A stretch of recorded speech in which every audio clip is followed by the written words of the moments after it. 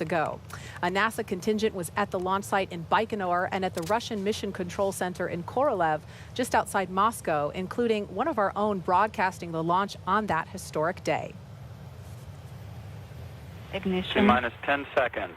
9, 8, 7, 6. We have engine start. 4, 3, 2, 1. Intermediate. We have ignition. We have ignition and liftoff. Liftoff of the Soyuz rocket, beginning the first expedition to the International Space Station and setting the stage for permanent human presence in space. We want to introduce you now to Kyle Herring, the NASA Public Affairs Officer whose voice you just heard. Kyle, there you are. You called the launch that day. It was October 31st, 2000. And I know you've been involved in human spaceflight and missions way before that and ever since. Now, as we're about to launch long-duration human missions to the space station from U.S. soil on a commercial spacecraft this time, what do you remember about the day it all began?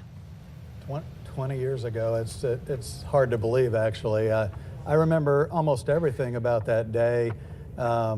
And then again, it was almost in real time, like a blur. There was such a huge team that put that launch, not only the broadcast, but obviously the mission together. I was tied to Houston with just a phone line, and that broadcast still serves as kind of the template that we use for Soyuz crewed launches to this day. I was tucked behind the Russian Mission Control Center, the floor where the Russian flight control team that monitors the International Space Station, the Russian segment.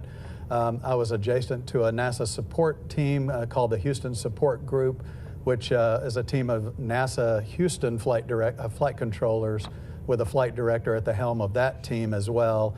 Above us was a balcony that overlooked that flight control room floor, and I remember that the adrenaline kind of built as the hour passed by for the broadcast, but everybody's kind of doing a job, and it was a pretty amazing day. And after liftoff, there's really no script at that point. You just follow the milestones.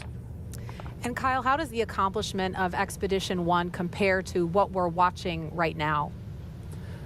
It's similar and different at the same time. Expedition 1 was the Pathfinder increment. Even before launch, there was years of work that was done to ensure that they would have a safe and home work environment, if you will, on the station in which to live and operate.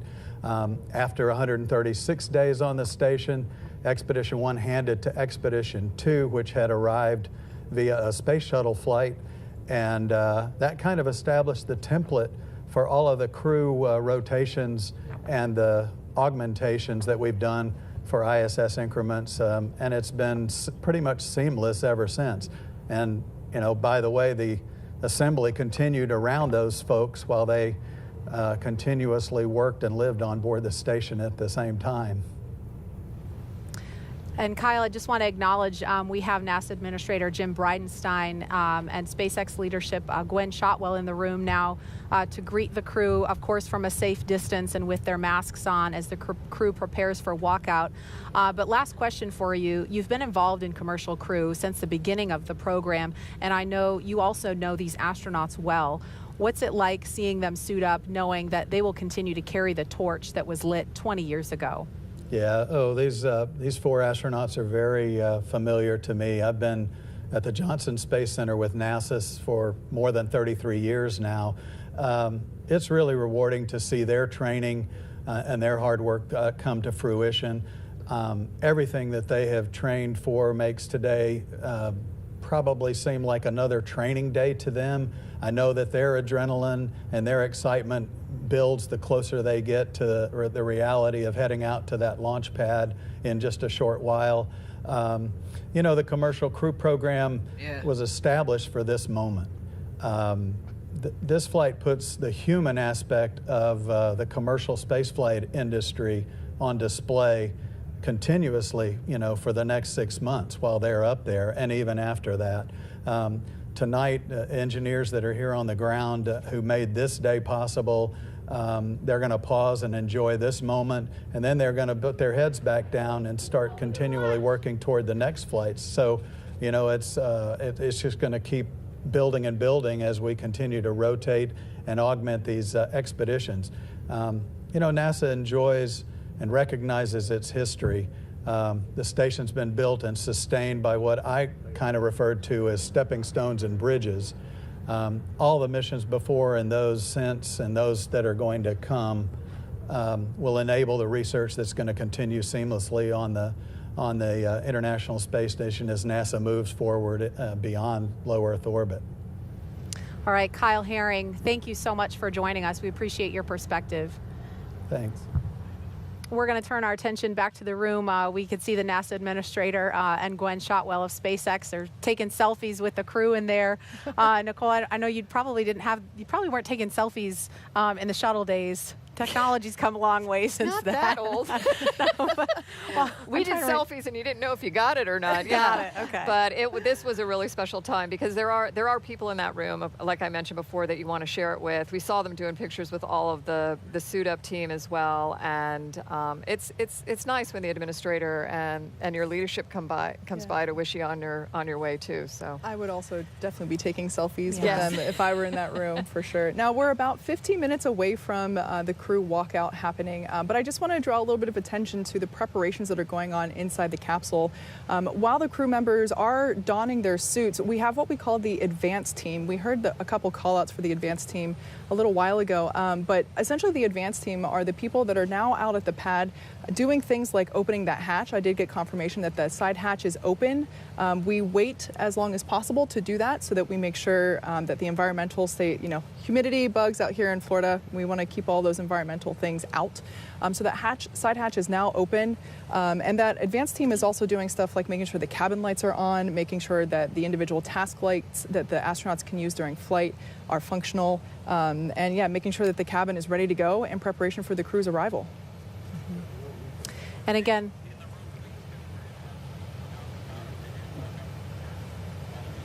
so like I mentioned, yeah, there's a shot of Falcon 9 live from the pad at 39A now. Like I said, that side hatch is open. The advanced team is making the final preparations inside the cabin, getting ready for the crew to begin their journey out to the pad. and launch weather today is 50% go. That was the weather at last check. It's actually looking really good downrange, so things look a little iffy around the pad as we get closer to T0 of 727 this evening. But if we can make it past the immediate area, it looks very good for abort conditions. Yeah. And I heard earlier that the forecast for Wednesday, which is obviously the backup day, if we don't make it today, the weather in the immediate area looks really good, but the downrange weather is problematic. So we had 50-50 odds, I think, on Demo 2 launch day. So hopefully the odds will tip in our favor at just the right moment, because this is an instantaneous launch window. I just received the most recent weather briefing a few minutes ago, and we're still at 50-50, so not better, but not worse. Okay. And again, it should be just a couple of minutes before the crew departs that room, and I think we're going to get another look inside there. Again, we do have, I don't know if we could take a look outside of the operations and checkout building, but we have a convoy stationed out there ready to take the crew. There is a look. And again, there are 3 Teslas. The crew will be split up 2 and 2 in the second and third Tesla. Is that right, Kate? Exactly. Yeah, that first Tesla will have one of our closeout leads as well as 2 suit technicians. So we ensure that the whole suit-up crew also transports out to the pad along with our astronauts. Car 2 will have Commander Mike Hawkins as well as Mission Specialist Shannon Walker, as well as our flight surgeon. And then Car 3 will have Pilot Victor Glover and Mission Specialist Soichi Noguchi, as well as the second closeout lead. So yeah, quite the cohort that'll be making the ride out to the pad. There's also something else special that we want to mention. There's a mural. You might have caught a glimpse of it in that earlier shot. But there is a special mural that was commissioned in honor of the Crew 1 astronauts. I'm not sure if we could get a look at that again. Lay down. There it is. Yeah, The beautiful. mural is titled Aspirants. The kids represent the range of ethnicities across the United States and the world, and that they look toward the future that the Crew 1 mission might bring. The artist, Brent DeHono, hinted that the dragon represents an immense prehistoric animal that evokes awe and wonder. Shannon will be happy. Yeah, and Nicole, I know you've got a special appreciation for art. Yeah, I'm really, when I look at something like this, I think it's so special because it allows us to communicate with other audiences, right? To bring a little more of that awe and wonder into the whole space exploration thing through something like a mural where we're looking out to space and towards our future.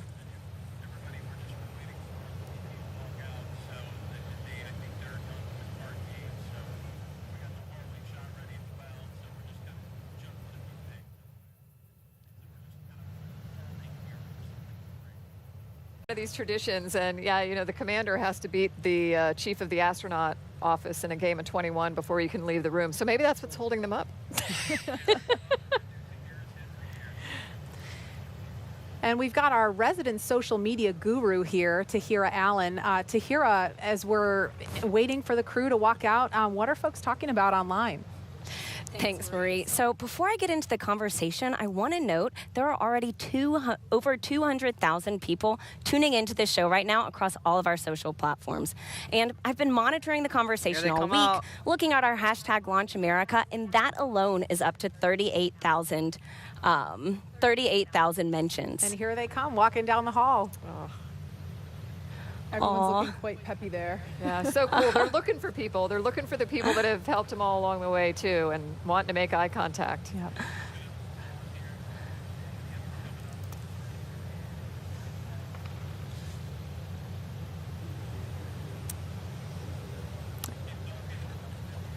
And behind them is the banner that I talked about. That you couldn't really see it that well, but that banner behind them in the elevator holds the signatures of many of the team members who worked so hard to make sure that this spacecraft and rocket is as safe as possible for this crew. Okay, so we are just moments away from seeing the first multinational Crew Dragon crew exit the operations and checkout building outside here. But before we do, we will pause for America's national anthem performed by country music singer Travis Tritt.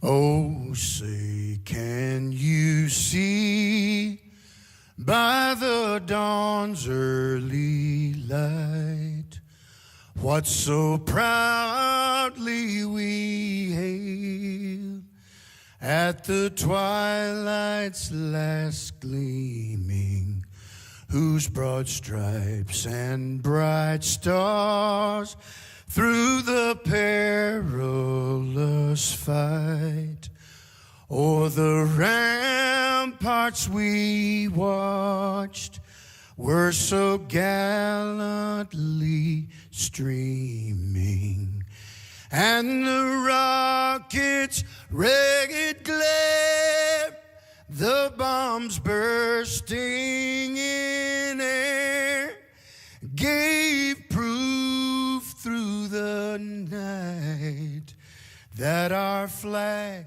was still there. Oh, say, does that star-spangled banner yet wave o'er the land of the free and the home of the brave?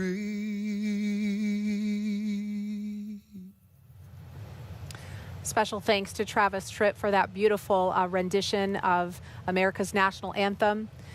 We are now just standing by. This is a view outside the Neil Armstrong Operations and Checkout Building. Inside here is the historic astronaut crew quarters and suit-up room. There's a look at the doors that the crew will be walking out of any moment now. And you'll see stickers around that door. I think the crew actually did put their mission sticker up They over did. the NASA patch over the door the other day.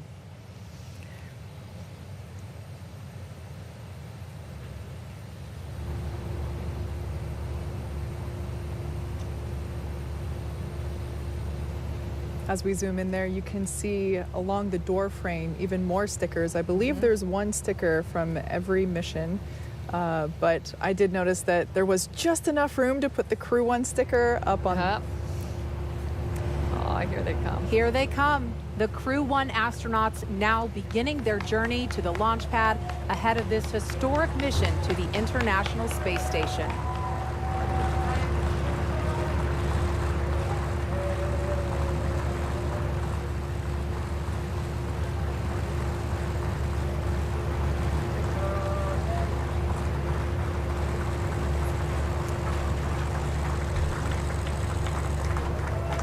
Outside the ONC building, we have friends and family gathered there for final goodbyes prior to liftoff with our astronauts.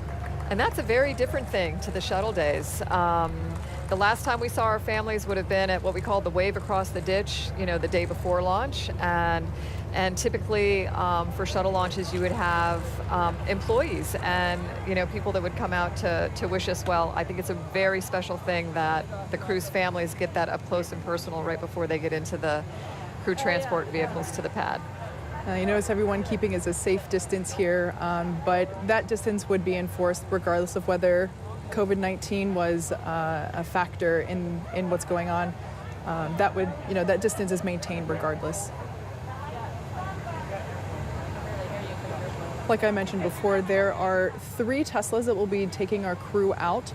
In the first car, we will have a closeout lead as well as a couple of suit technicians. The second car will be Mike Hawkins and Shannon Walker, as well as our flight surgeon. And then the last car, we will have Victor Glover and Soichi Noguchi, as well as one of our other closeout leads. So like I mentioned before, the suits are assigned, the seats in the capsule are assigned, as well as the seats in the Teslas. There's no fire drills happening here today.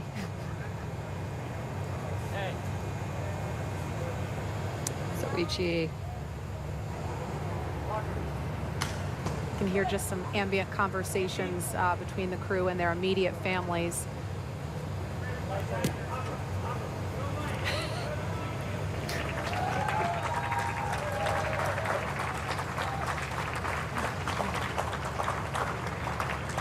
Such a special moment for them to have. Very. This crew has said a couple of times that Soichi is the funniest one of them all, and that comes out here. Yeah, you can definitely see that. Absolutely. You know, this is all very carefully choreographed. You can see, you see in one of the shots some of the ropes and stanchions, but there are lots of people involved in the planning of where the immediate families are going to stand, where the small contingent of media will stand, especially in COVID times where we have to make sure we're keeping the crew safe and their families safe. They were able to have a little extra time with their families yesterday because we moved off of yesterday as the launch day, so they had a little extra downtime that I imagine was nice for them. Yeah, you mentioned that everything is very well choreographed. You know, while this is the first time that we're seeing the crew make this journey to the pad on, you know, the day of, fingers crossed we don't have a scrub. They have performed this a number of times, including a dry dress earlier this week. But everything that this crew does is rehearsed many, many times, whether it's putting the suits on or taking them off, or even the operations and activities that they have going on during the mission. Everything is rehearsed and practiced. I can tell you, though, on the real day, feels a little different. I have no doubt.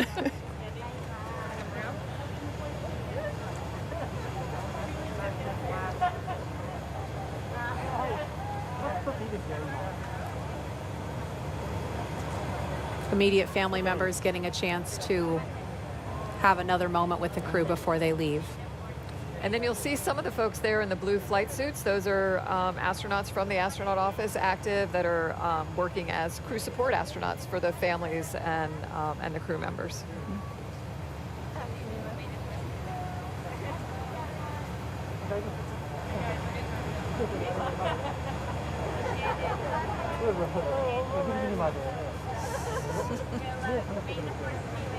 That's so awesome.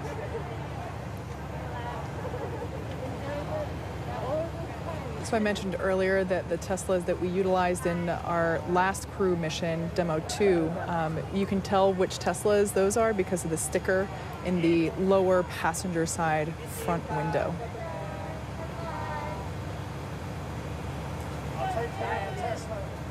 I can't get a good read at the license plate this time, but I remember for Demo 2 they said ISS bound. Yeah, that's good. I think another one might say later Earth. This is Core on Countdown 1 for timeline. The crew is departing for the pad on schedule. All right, so we just heard the call out from the Corps that the crew is departing for the pad, and they are right on schedule. Again, they are leaving the Neil Armstrong Operations and Checkout Building, now beginning a 20-minute ride, 20 minutes or so across NASA's Kennedy Space Center. They're going to drive right behind where we're sitting. We can't wait for that. And out to Launch Pad 39A. Now, there are scores of people around the world watching and cheering on these four souls, including many team members who helped get the crew here today. Take a look.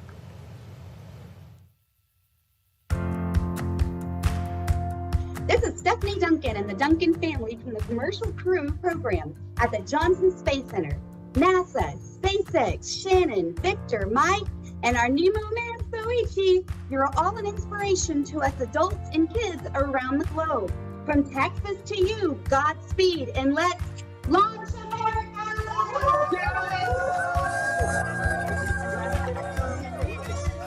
Aloha, I'm Gabriella from SpaceX in Boca Chica, Texas. On behalf of the entire Starship production facility and launch site, congratulations to our Crew 1 astronauts as well as the SpaceX and NASA teams.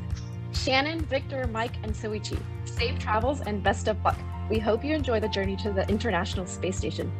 Godspeed Falcon 9, go Dragon, go NASA, and thank you for riding with SpaceX.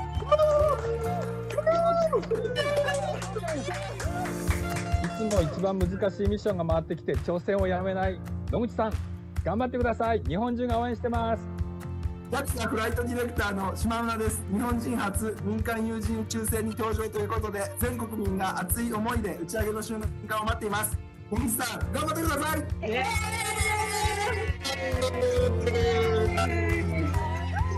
From the entire Commercial Crew program team, Mike, Victor, Shannon, and Suichi-san, we're looking forward to your flight. Godspeed, resilience, and go Crew 1. This is Mark Welch from the Commercial Crew program in Houston. Go Mike, Victor, Shannon, Soichi. Have a great flight to ISS. Go Crew 1. Yeah! Yeah! This is Micah here from the Dragon team at SpaceX. We've all worked tirelessly to build a reliable vehicle for the crew, and now it's time to fly. We hope that they enjoy a totally rad rocket ride aboard Resilience. Go Dragon! Hey Mike, Shannon, Victor, and Soichi. This is Amber Jacobson from NASA's Space Communications and Navigation Program, better known as SCAN. We're all so excited for your launch, and we'll be working hard down here, making sure you stay connected with Earth. Stay safe, and let's launch America. Hi, I'm Arden Robertson from NASA's Johnson Space Center in Houston, Texas. Congratulations on the first Commercial Crew rotation mission to the International Space Station. Godspeed and good luck to Mike, Victor, Shannon, and Soichi. Go Crew 1!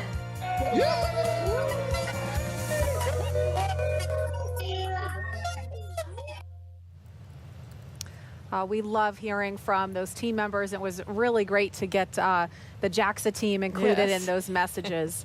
Again, we are following the convoy out to Launch Pad 39A.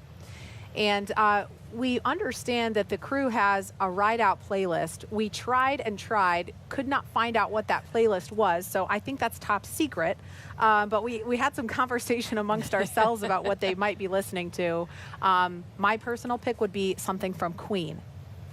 And I told you I'm going to steal that because we need to have Don't Stop Me Now going right here. Yes, that is the perfect desk. going to space song.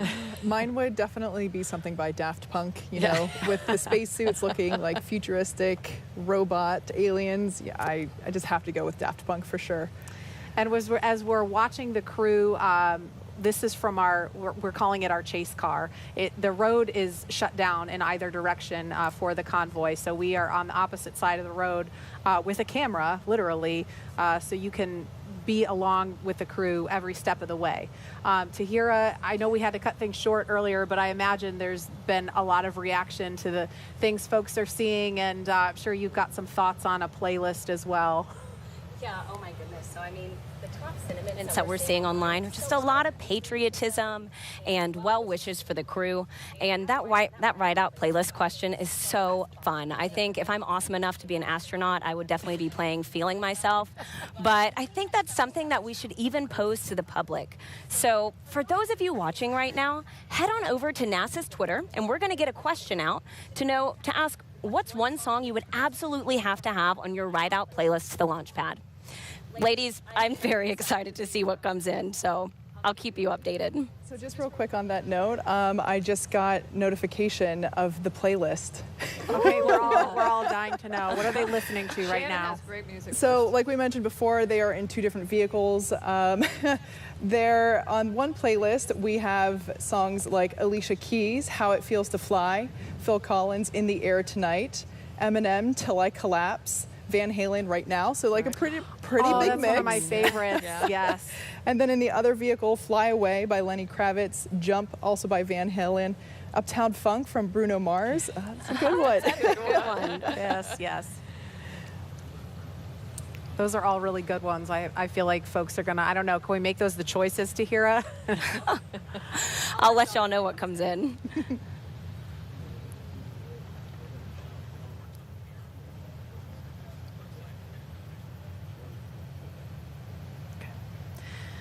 So Nicole, obviously they're in a pair of Teslas. This is a little different than your Ride Out experience. Can you kind of compare, contrast for us?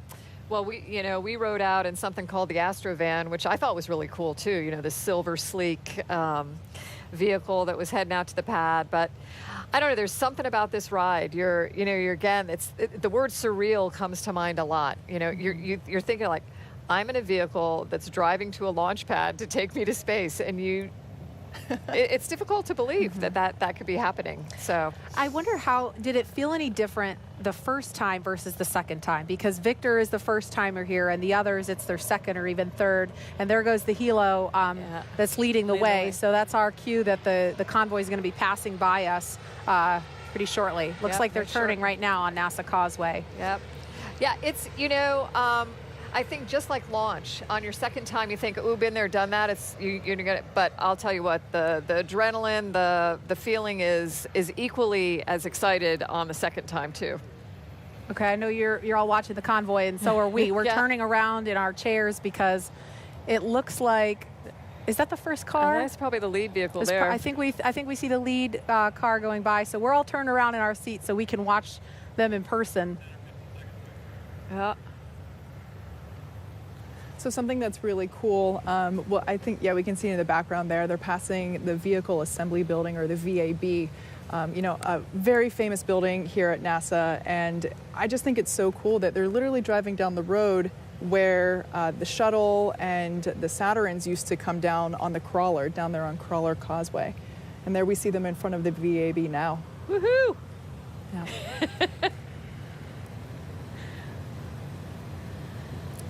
So awesome.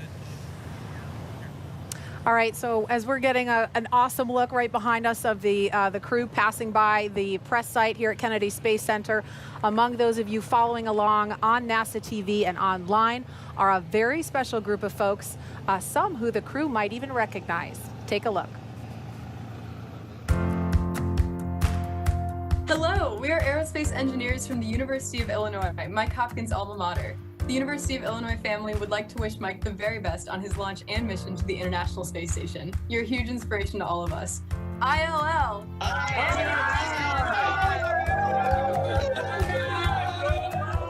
What's up, everyone? My name is Aman Asfal from Cal Poly San Luis Obispo, Victor Glover's alma mater. I and my fellow students from Cal Poly want to wish Victor and all of Crew 1 a safe launch and wonderful mission to the International Space Station. You're an inspiration to us all, and thank you for representing Cal Poly well. Hi, I'm Ryan Udell from Rice University Students for the Exploration and Development of Space. And I am Fanny Pandiao with Rice's Society of Women in Space Exploration. All Rice Owls wish Shannon Walker and her crewmates a safe launch. And a successful mission to the International Space Station. Fly high, Shannon! Hi, this is Fuyuki Matsubara from the University of Tokyo School of Engineering. So Ichi, you are a huge inspiration to us all. We are wishing you and your crewmates safe flight and can't wait to see you in space. どうかお気をつけていってらっしゃいませ。Hey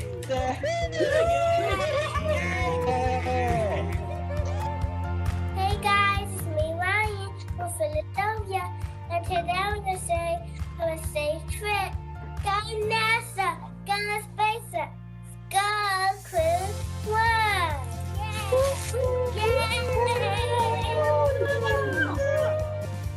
Hi, this is Rob Blevins at the Discovery Center in Springfield, Missouri. We want to thank Mike, Shannon, Victor, and Suichi for helping inspire the next generation of scientists and astronauts to go make history like you're going to do today. Go NASA, go SpaceX, go make history!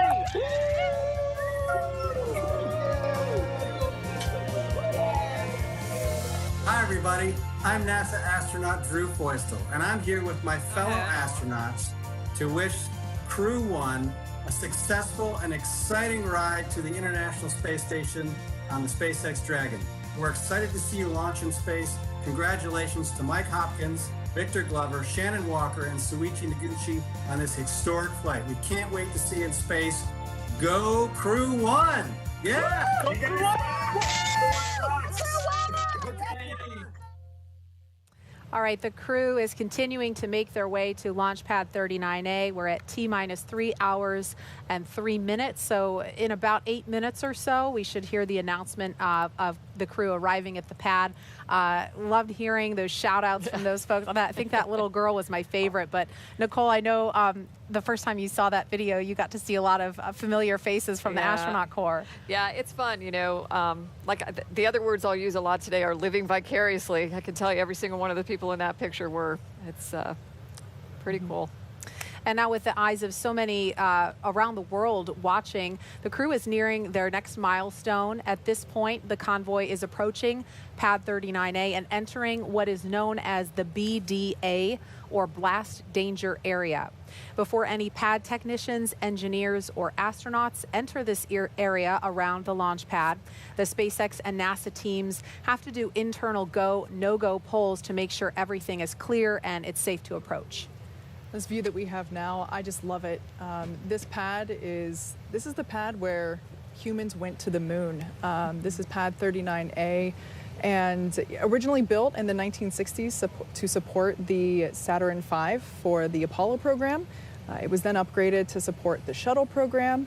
SpaceX signed the lease for it in 2014, made some upgrades ourselves. Might look a little different. We did remove the rotating service structure, but the heart, the bones of the fixed service structure from the shuttle days is still there.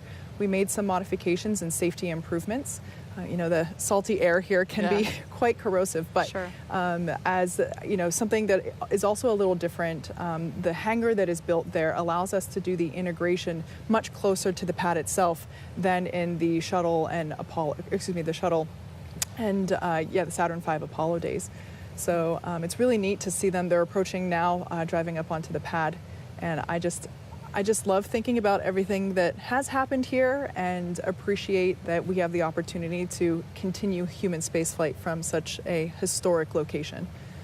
Yeah, it really strikes me that the last time we saw this happening was, you know, back in the spring with Bob Behnken and Doug Hurley making this approach onto the pad, and we saw them kind of lean back after they got out of the cars, looking up to try to just take in the height and the grandeur of the pad, knowing that they were about to get on a rocket that was going to come to life.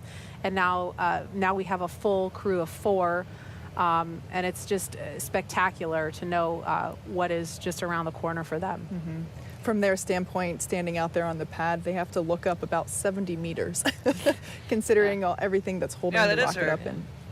I think that's part of the awe of it, though, too, is that you have to, I mean, you really have to kind of bend back. It's not easy to bend back in those suits and look up like that, but you want to take it in a little bit. I know I heard Suichi earlier echo this sentiment that you get out to the pad on launch day, and it's absolutely like the vehicle is already alive even before you take off. It's huffing and puffing a little bit, a little bit of smoke or, steam coming out of there, and it's ready to go as well. And I know I love what you're talking about too, Kate, with the transformation of the pad. I think I was very fortunate to fly both times out of 39A on Discovery, and I don't know, on the one side you want the pad just to stay the way it was, when you went, but absolutely that as it's changing, that new opportunities are opening up. It's allowing us to get back to space on a new vehicle and, look to the future of space exploration. Yeah. I mean, the pad has to change just like everything else does. Absolutely. I mean, the shuttle program was the spaceflight program of my childhood, and there's absolutely nostalgia associated with that service structure. And but to see the transformation take place and to see all of the upgrades that have been incorporated, not only to allow Falcon 9 to fly from here, but also Falcon Heavy, it's really mind-blowing in many ways. Yeah. And for folks that may be wondering, the reason why we don't see the crew right now, we saw them pull up to the base of the pad. They have an opportunity for a bio break before they get into the elevator. That's, something you can't overlook, important stop you have to make. So we're giving them a chance to do that. And then we will probably hear the official call out that the crew has arrived at the pad at T-minus 2:55. So that's coming up in about 3 minutes or so. And one other thing, Kate, for folks that maybe aren't familiar with the operational timeline for Falcon 9, there's no fuel in the rocket yet, right? That process hasn't started yet. For Crew Dragon, it's a little bit different, but can you explain that process for folks who might not be familiar with it? Yeah, absolutely. So in order to make sure that the 9 Merlin engines have the best performance possible, we wait as long as we can to begin. Core on countdown 1 for timeline. All personnel have arrived at the pad on schedule. Yes, sir. All right, good call there, confirming that we are on schedule. So as I was saying, we want to make sure that the 9 Merlin engines have the best performance possible, and in order to do that, we use super densified, super chilled liquid oxygen. So the colder you get the liquid oxygen, the more of those oxygen molecules you can pack in. So we get better performance by having more oxidizer, and so we basically wait, in the larger timeline of things, it seems like last minute, but it's around the T-minus 35 minute mark that we will begin that prop loading on first and second stages with liquid oxygen and RP1, which is our rocket grade kerosene, basically. Check that view out. And Crew Dragon, though, has already been fueled. Right? Oh, yeah, I'm sorry. Yeah, the capsule itself, yeah. Right. So the Dragon capsule use hypergolic fuels that are instantaneously combustible. So that's why they're great for a spacecraft, because you don't need an ignition source. You just put the two together, the fuel and the oxidizer, and they combust. So yeah, those hypergolic fuels were loaded onto the capsule earlier in the week. Actually, it might have been last week. I'm losing track of the days at this point. I know. But yeah, that is all done prior to integration. That's all done in an area called Dragonland down the street. And then, so the capsule then gets integrated onto the trunk, and then we transport that here to 39A, and then we then integrate the trunk and capsule on top of the second stage.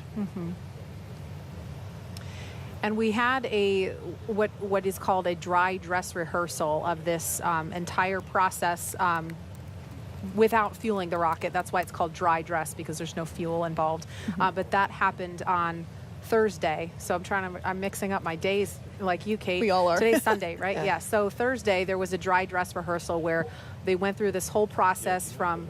Best way to... Sorry, it sounds like we were starting to hear a call, so I don't want to step on that.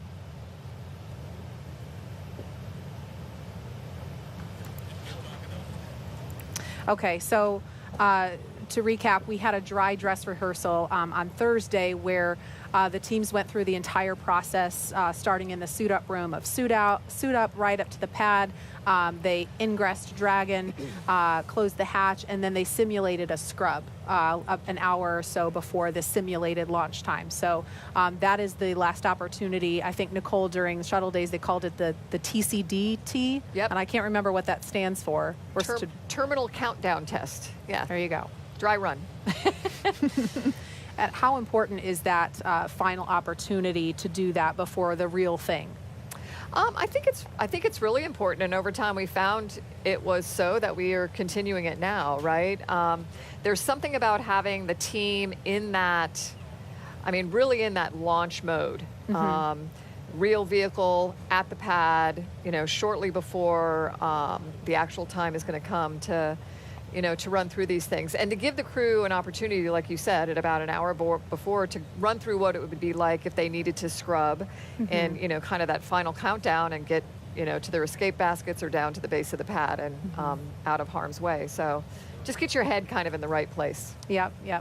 And we actually had a scrub with Bob Benkin and Doug Hurley. The first launch attempt for Demo 2 was May 27th. We ended up not going until May 30th. But that first day, scrub happened at all the way down to, it was like T-minus 17 minutes. Yeah. And so Falcon 9 was still, you know, was well into the fueling process, and the crew can't egress from the capsule until the vehicle is offloaded. Right. We've got to offload all that fuel. So hopefully we won't be in a situation like that today, 50-50. We'll see. But here they are. The astronauts have begun to emerge from their bio break.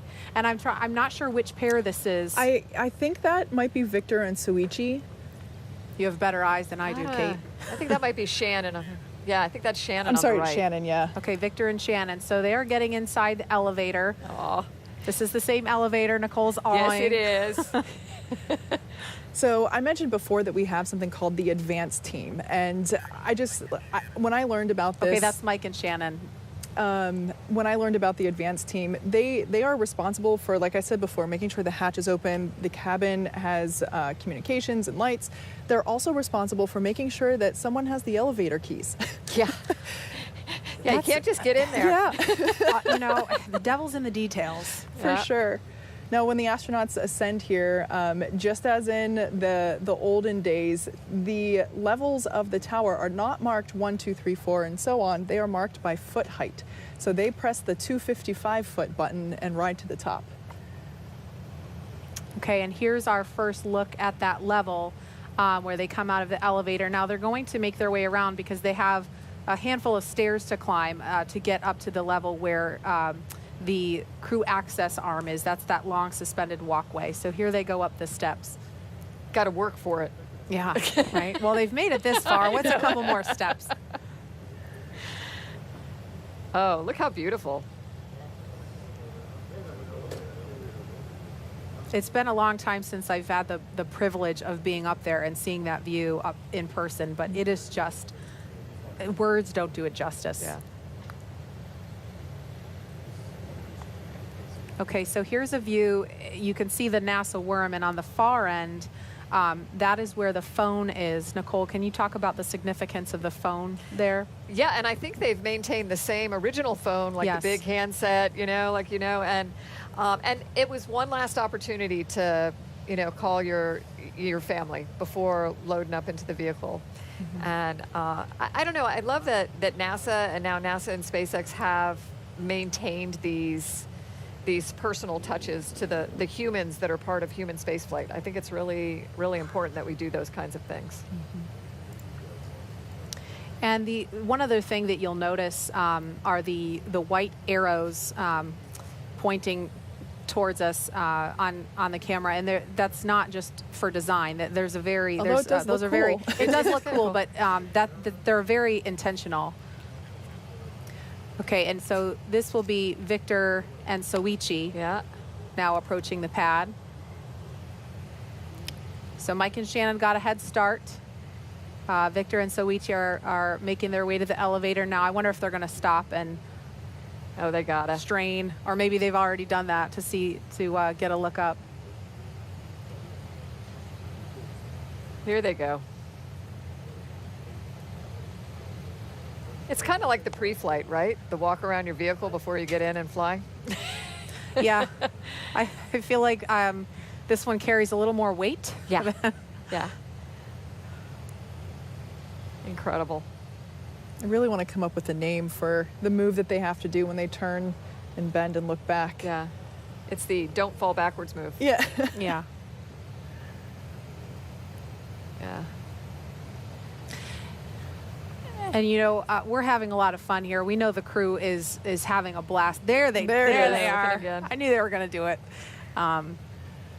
But you know, this is they must have so much adrenaline pumping through them, because you know when you are getting on top of a rocket, your life is at stake. And that's not something that any of the people involved in this mission from start to finish take for granted or take lightly.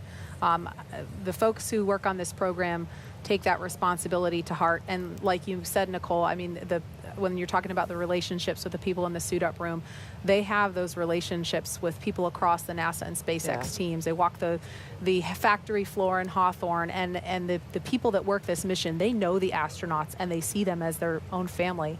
Here's a look inside the crew access arm. That's cool. From the inside. I love this shot.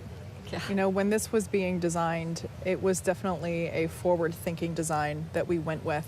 We really wanted it to encapsulate the experience of the next era of spaceflight, really wanting to make it look futuristic, as with the suits and the capsule itself. Very sleek and elegant. Okay, so here's Victor and Soichi. The last shot inside the access arm was Mike and Shannon. So they're standing now inside the white room. We're going to explain a little bit more about that in a minute, but you can see the side hatch of Dragon open, and that is where they are going to ingress or climb inside in about 13 minutes if things are on schedule. Yeah. They're signing the wall there. Kate, can you explain what they're doing there with the signatures? So we just saw Mike's... The crew has arrived at the white room on schedule.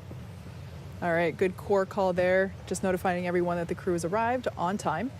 We now see Shannon adding her signature to the wall. So in keeping with tradition, we painted this room white, and the advanced team, once again, I'll talk about them.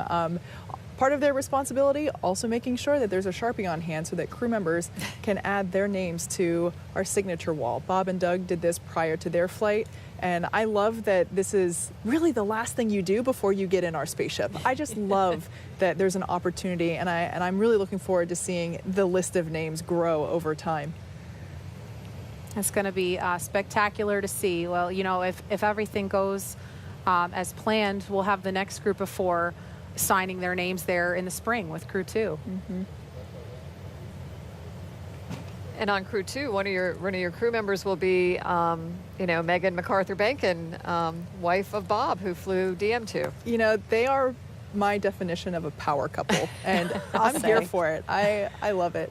I'm really excited to see what the seat assignments will be, because it'd be really cool if she was sitting in the same position as he was inside the capsule for her mission. Oh, there's a wave. Yeah.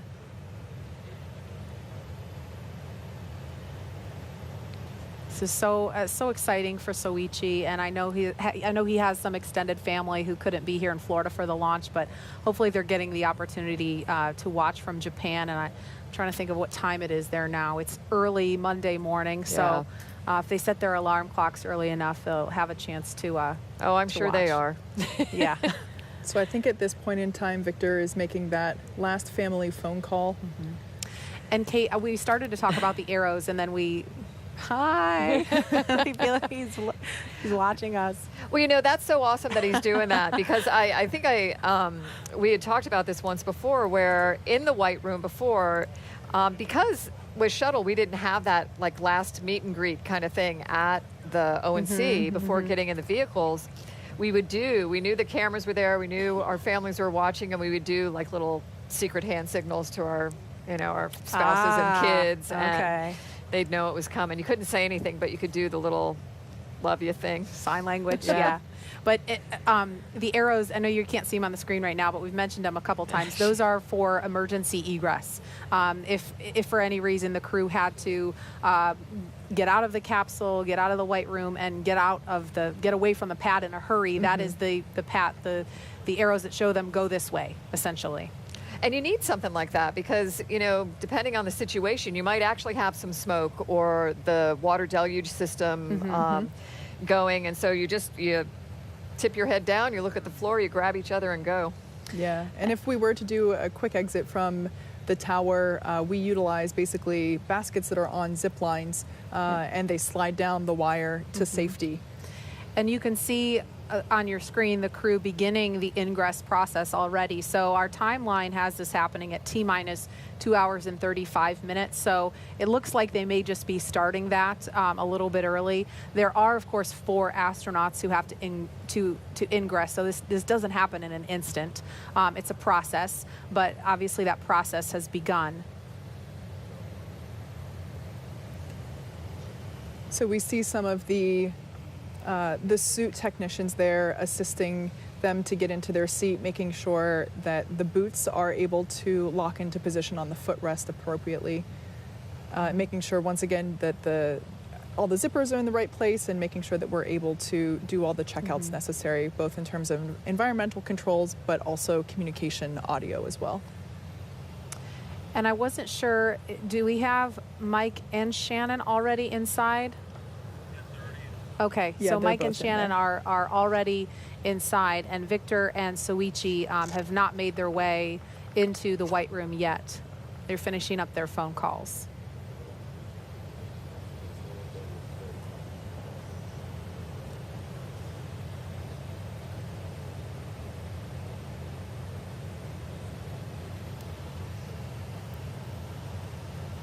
And so again, crew ingress is just a space-like term for getting inside the spacecraft. So Mike Hopkins and Shannon Walker have ingressed Crew Dragon. You can see the bottom of one of their legs inside the open hatch there. And Victor Glover and Soichi Noguchi looks like are now making their way. They're starting to move. They will be walking down the crew access arm. There's the outside of it, so they're making their way down that hallway as we speak, and they'll be stopping in the White Room in just a moment. You know, it's hard to see in that shot, but I'm very happy to say that we got blue skies and a couple of puffy white clouds working with us. So while it might look a little overcast on the screen, we're pretty happy with what we've got at the moment. And you can see the little shadows of them moving along through the windows into the White Room. Almost there.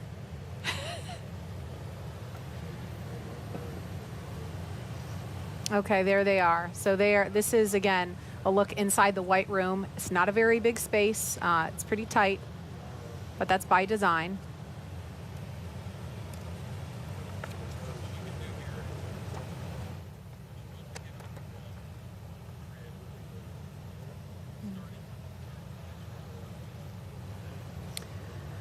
Okay, so while Victor and Soichi are getting a chance to sign their names to the inside of the White Room, we want to recap just a little bit. If you're just joining us, you're watching live coverage of NASA's SpaceX Crew 1 mission, today sending 4 astronauts into orbit on a mission to the International Space Station.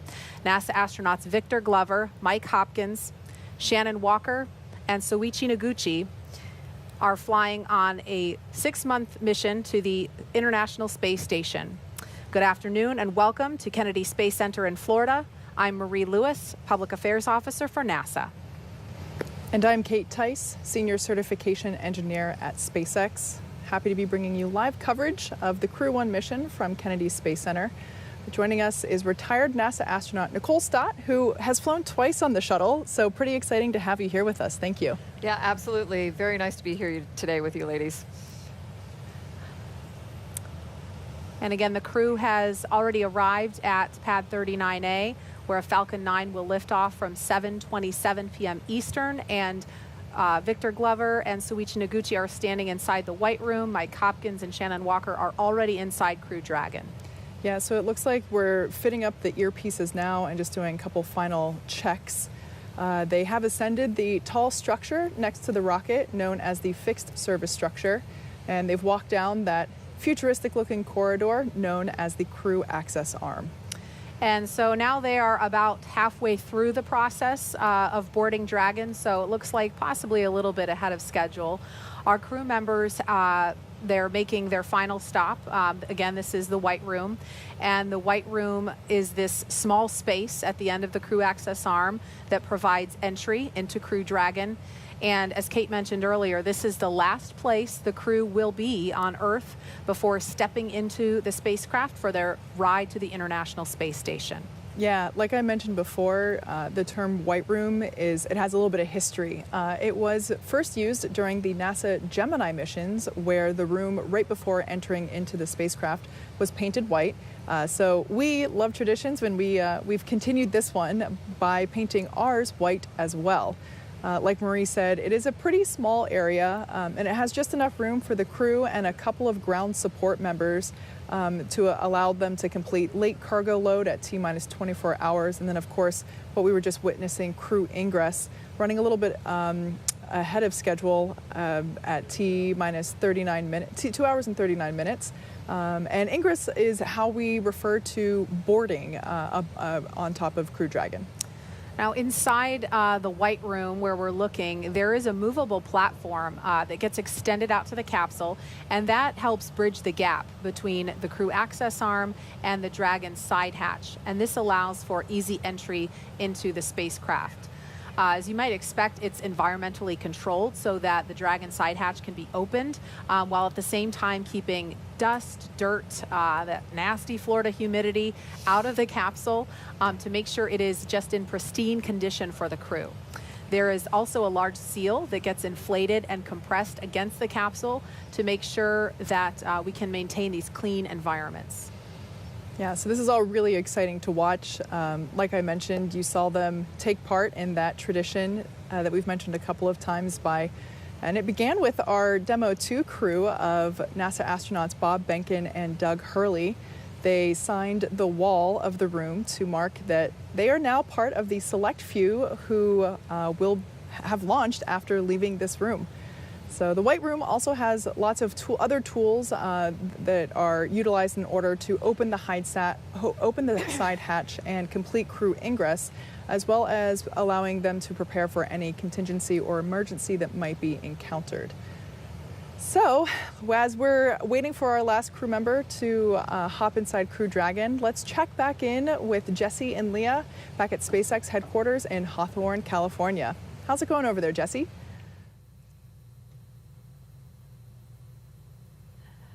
Everything is going good. We are so excited watching ingress right now. Yeah, so as Jesse just mentioned, this is ingress. That means the astronauts are entering the Dragon capsule. That's a spaceflight term, and you'll hear a lot of these space terms in the coming hours and days. Ingress is what we use when crew members are getting into a spacecraft or airlock, and egress means the opposite. They're exiting. But before climbing into the capsule today, the crew completed a foreign object debris check, also known as FOD check. That means they themselves have to be inspected for any substance or debris that isn't supposed to be on them or their suits, which could potentially cause damage to Dragon. To help protect against debris, the crew has covers on their boots as well as their umbilical port on their suits that need to be removed before they ingress. So they've been doing that. Victor is up next or last, completing that FOD check. And once the FOD check is complete, Mike Hopkins, our commander, first ingressed, and then Shannon Walker, Soichi Noguchi, and now we are waiting for Victor Glover, actually watching him enter the vehicle right now. And they are now getting buckled in and attaching their umbilicals to their suits. The suit techs are there helping if as needed. The umbilicals allow the crew to have comms through their suit, air to help keep them cool, as well as delivers nitrox for suit pressurization. And as we mentioned earlier in the broadcast, the suit's primary function is to protect the crew in the event of a cabin depressurization. I love this view inside Crew Dragon, and as you saw, there are 4 seats configured right now, and they're numbered 1 to 4 from right to left when you're looking at the seats. Mike Hopkins is in seat 2, that's the commander's seat, and then Victor Glover will be beside him in seat 3. That for Crew Dragon is the pilot seat. Soichi Noguchi is in seat 1, and Shannon Walker is in seat 4. Now directly in front of them, which you can see here, are 3 displays which they'll use throughout the flight, getting insight into Dragon systems, seeing any alerts or issues with the vehicle, and if required, they can take control and manually fly Dragon. And coming up, the crew will do a comm check to make sure that they can hear mission control, and then their seats will be rotated into position for launch. But right now, they are finishing getting buckled in and getting their suits connected to those custom seats. Some of those things to listen for when we're doing those comm checks. They'll be doing comm checks through multiple paths to Dragon. They'll do some through TDRS, that's our tracking data and relay satellite system. We also use that for communications with the International Space Station. And then you'll hear ground. That refers to several ground stations around the globe that SpaceX had. And upon liftoff, those ground stations will be able to provide telemetry from Falcon 9 and Crew Dragon. There's also about a half a dozen checks to ensure everybody's ready in here. You can see those suit-up crew. I've heard people call them the ninjas before. I think it's a pretty apt name. But they are checking to make sure the suits are ready. They're helping them connect the umbilicals. They're buckling them in. They're also assisting with those leak and comm checks. So they each have a very individual and specific role. And we just stepped through this a couple of days ago for the dry dress. Every single detail, we stepped through it, from buckling up to connecting the umbilicals, even the comm checks. So it's kind of like run 2, right? But really day 1. Little deja vu, but it's all very, very organized. Doing the practice runs helps make sure. This helps make sure that everything goes smoothly. On the day of launch, like today. It looks like almost everybody's all buckled in, just finishing up with Victor.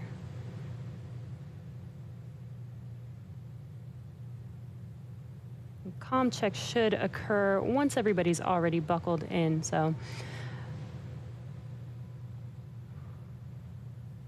A lot of excitement. Really cool to see 4 crew members. Just saw a wave from Shannon there in that far left seat.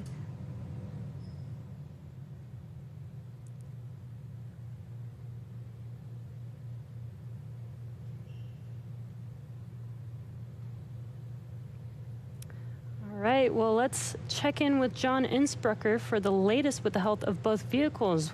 What's the update so far, John? Well, we've got just over 2.5 hours remaining in the countdown for the launch of Falcon 9 with Dragon on the Crew 1 mission to the space station. Right now, the Dragon launch ops team has completed their major activities to prepare the spacecraft for the astronauts. Checkouts of major systems are complete, including the escape system. And as you can see, ingress of the astronauts is well underway, getting Victor strapped in right now. No issues are in work. And right now, we're listening, waiting for comm checks with the crew and the ground coming up here shortly. On the launch vehicle, the Falcon 9 team is located in Firing Room 4 in the Launch Control Center at KSC. They're settling in for final checkouts and propellant loading and launch. They'll be doing comm checks with the crew, and that'll happen at about T-minus 2 hours. Currently, all systems are go on the Falcon 9 launch vehicle. The range continues to report no problems. The weather forecast continues to be acceptable. We're watching the upper altitude rain showers if they're in the trajectory of the vehicle. Also watching thick cloud rule and keeping the fingers crossed. We're also looking at weather around the world. We need to make sure conditions are acceptable if Dragon has to splash down in the Atlantic in case of an escape. And we're also monitoring contingency splashdown locations if the crew had to come back to Earth before docking with the space station. Now, if this were to happen, SpaceX and NASA are coordinating with the U.S. Coast Guard to ensure crew safety upon splashdown. And that includes extra ships and air assets to patrol a 10 nautical mile keep-out zone. This will help mitigate safety concerns for any boaters who are approaching the launch area. As the clock continues to count down, all systems are go at T-minus 2 hours, 31 minutes. And let's head back over to Jesse and Leah, who are also here in Hawthorne, as we wait for the comm checks with the crew. Thanks, John. Sounds like everything is looking good so far. We're getting really excited here. And the astronauts are still wrapping up, buckling in, and getting their suits connected to their seats. Definitely ahead of schedule today, though, so that's a good sign. And as we mentioned, we're really standing by for those comm checks with the crew. Some of the people you'll hear talking with the crew during those comm checks are the core, which we've mentioned. That's the Crew Operations and Resources Engineer. They're here in Hawthorne. We have a similar position at NASA called the CAPCOM. That's the person who really takes and there's the core right there. That's the person who really takes all of the information that's happening down on the ground and relays it to the crew so it's coming from one location. Additionally, there's the LD, that's the launch director. They're down in Florida and they're overseeing all of the countdown operations. The mission director, or the MD, is also here in Hawthorne in mission control, and that's the overall flight lead for SpaceX. So those are some of the people that you will hear speaking with the crew during their comm checks today.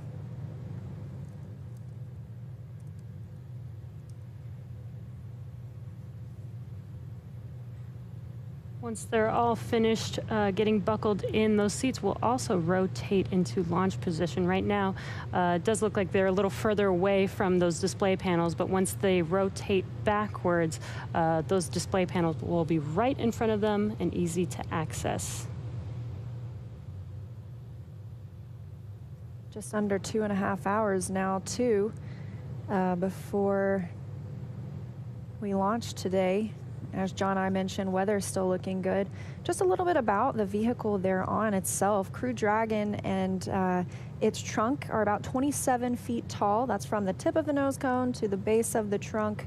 Under that nose cone, we have bulkhead thrusters. Those will be used for some of the burns after the crew are already on orbit. And once they launch today, as we mentioned, it's going to take about 27.5 hours until they arrive at their destination on the space station. That allows them to get a little bit of a sleep period, because at some point, obviously, you get a little too tired. We want to make sure our astronauts are cognizant and fully focused on the mission. And so after a really long day today, they're going to get to sleep for about 8 hours tonight before waking up tomorrow, continuing on with the mission, and then docking with the International Space Station.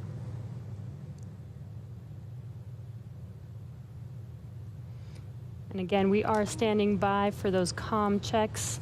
This is just to make sure that their comm path does work properly before liftoff, making sure that they can hear the core here in Hawthorne. Just a high-level look at some of the other milestones that will be coming up over these next 2.5 hours. The next big milestone will be the hatch closure. We'll be looking for that around T-minus 1 hour and 55 minutes. And then at 45 minutes before launch will be the go, no-go for propellant load. So there's not any propellant on the first or second stage of Falcon 9 right now, but they'll begin loading some densified kerosene, and then the oxidizer is some liquid oxygen. That will be loaded onto the Crew Dragon up until just a few minutes before launch, or loaded onto Falcon 9, I should say. Wicket. No.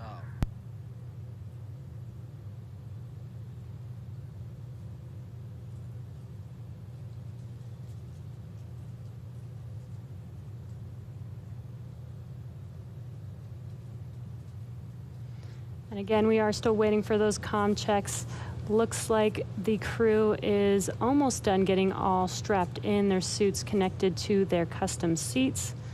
Shortly, we will do comm checks as well as have their seats rotated back into launch position. And that launch position also gives them a really good view of those 3 main displays, which aren't used for them to command the mission. It's really for them to monitor where they're at, monitor how the vehicle is doing. They can take control if need be. However, this is an autonomous vehicle, so after launch today, they should just be along for the ride until we get to docking tomorrow. And And SpaceX, this is Dragon. We are ready for comm checks, 1.3 of 4.100. Copy. Stand by for umbilical comm check. Hell yeah. CDR, PLT, MS1, MS2, comm check. Comm checks here shortly. And SpaceX, this is Dragon on umbilical. Commander has you loud and clear. PLT, umbilical, loud and clear. MS1, umbilical, loud and clear. MS2, umbilical, loud and clear.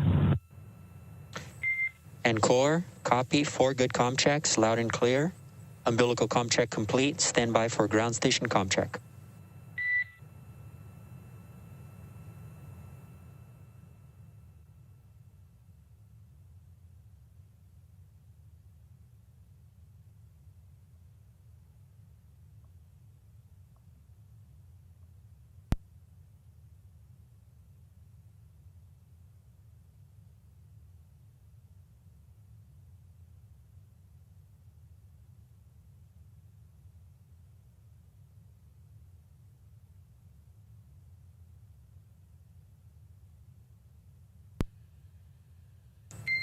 Dragon, SpaceX, comm check over ground stations.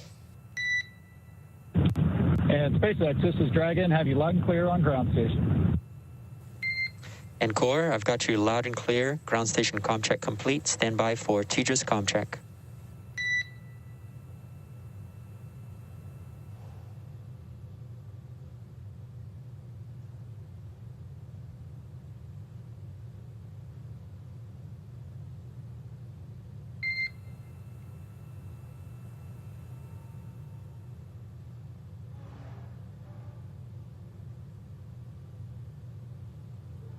Dragon, SpaceX, comm check over TDRS.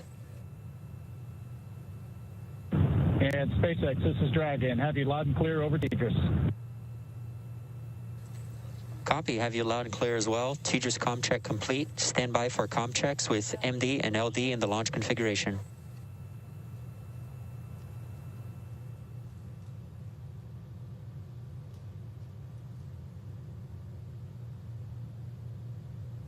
Dragon, MD on countdown 1, comm check. MD, this is Dragon on countdown 1, loud and clear. Good afternoon, Resilience. Got you loud and clear as well. Stand by for comm check over Dragon to ground. Dragon, MD on Dragon to ground, comm check. MD, this is Dragon. Loud and clear on Dragon to ground. Copy, loud and clear. Standing by for comm checks with LD. Dragon, LD on countdown 1, comm check. LD, this is Dragon on countdown 1. Have you loud and clear. LD, loud and clear. Stand by for comm checks over Dragon to ground. LD on Dragon to ground, comm check. And LD, this is Dragon. Have you loud and clear on Dragon to ground. LD, loud and clear. Good luck, Resilience crew. Copy and thank you. Okay, Resilience. That concludes our launch configuration comm checks. Please report when you are ready for seat rotation per section 2 of 4.100. Dragon copies and inward.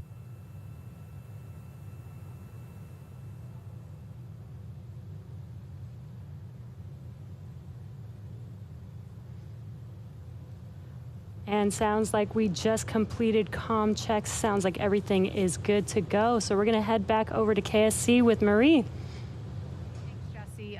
We are now getting an up-close look at a full-scale mock-up of Crew Dragon. And Kate, the astronauts are sitting inside a Crew Dragon that's very much like this one. Can you kind of give us a layout of what we're looking at here? Yeah. So this is an exact replica, a 1-to-1 scale of Crew Dragon. So you can kind of see size-wise the amount of room that our four crew members have to move around. While this isn't the exact training module that they use to train in, as I've mentioned before, our crew trains at SpaceX extensively prior to flight. They use a mock-up similar to this one for things very detailed, such as running procedures inside the capsule, but also something as simple as practicing getting in and out, going through the side hatch, especially in a spacesuit. That could be a little clunky. Nicole, you flew on shuttle twice. I'm sure you had training and modules similar.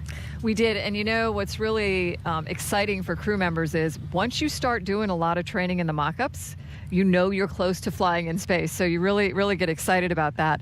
I don't know, I look at this and it's really neat to me to be just up close and personal with even with a mock-up of the spacecraft. But you know, I look at it and there's things that are certainly familiar, like a window. Thankfully there's windows. But what is some of the other stuff we're seeing on here, these, you know, these silver little ovals, and I know that's the hatch, but what else are we looking at here? So these are the ports for our Draco thruster system. As I've mentioned before, Dragon is capable of steering itself in space, and that onboard propulsion system is here.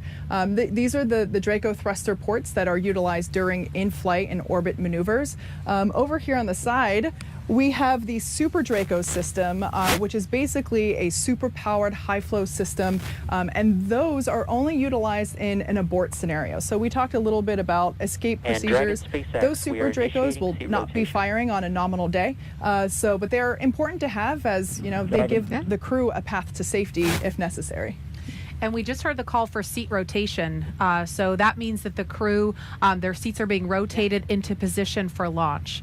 So we are going to send it over to NASA's Daryl Nail. He is at the OSB-2 viewing location with Kennedy Center Director Bob Cabana. Daryl?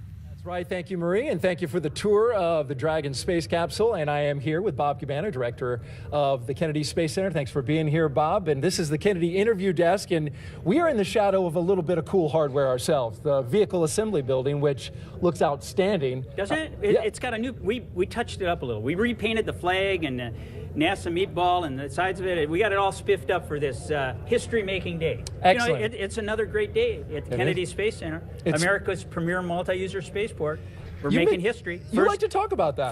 First FAA commercial licensed launch of crew to the International Space Station. And to that point, why is that important for Kennedy? Well, it's important because we're trying to establish a commercial economy in low Earth orbit, all right? We want to be one of many customers. So by us flying crews to the International Space Station on an FAA licensed flight, it opens up the door for other people to fly up there. Right. Other commercial customers. Yeah. So I saw you down there with the crew getting out, and they were walking out to their cars. Yeah, they look great. They're excited. I think I saw you were holding your phone, getting some shots. I got, you know, I kind of admit I'm a little bit of a space nerd. Well, hey, listen, I mean, you've been to space 4 times, so you understand what these folks are going through right now. I mean, it's getting real. These seats are articulating up. You can see it moving right now, Bob, as they get into position there. This must be a moment where it kind of gets real. Oh, yeah. Once you're strapped in, and wait till they close the hatch, then it's really real. Is that the moment it clicks? Yeah, then it's like, okay, we're inside this thing, we're going. You know, what's the feeling? What kind of goes through your head? So it depends on different. I mean, on my first flight, what absolutely went through my head was, I don't want to screw this up. You know, I want to make sure I don't make any mistakes. I mean, I was really focused on making sure that I did everything absolutely perfect. And you don't know what to expect.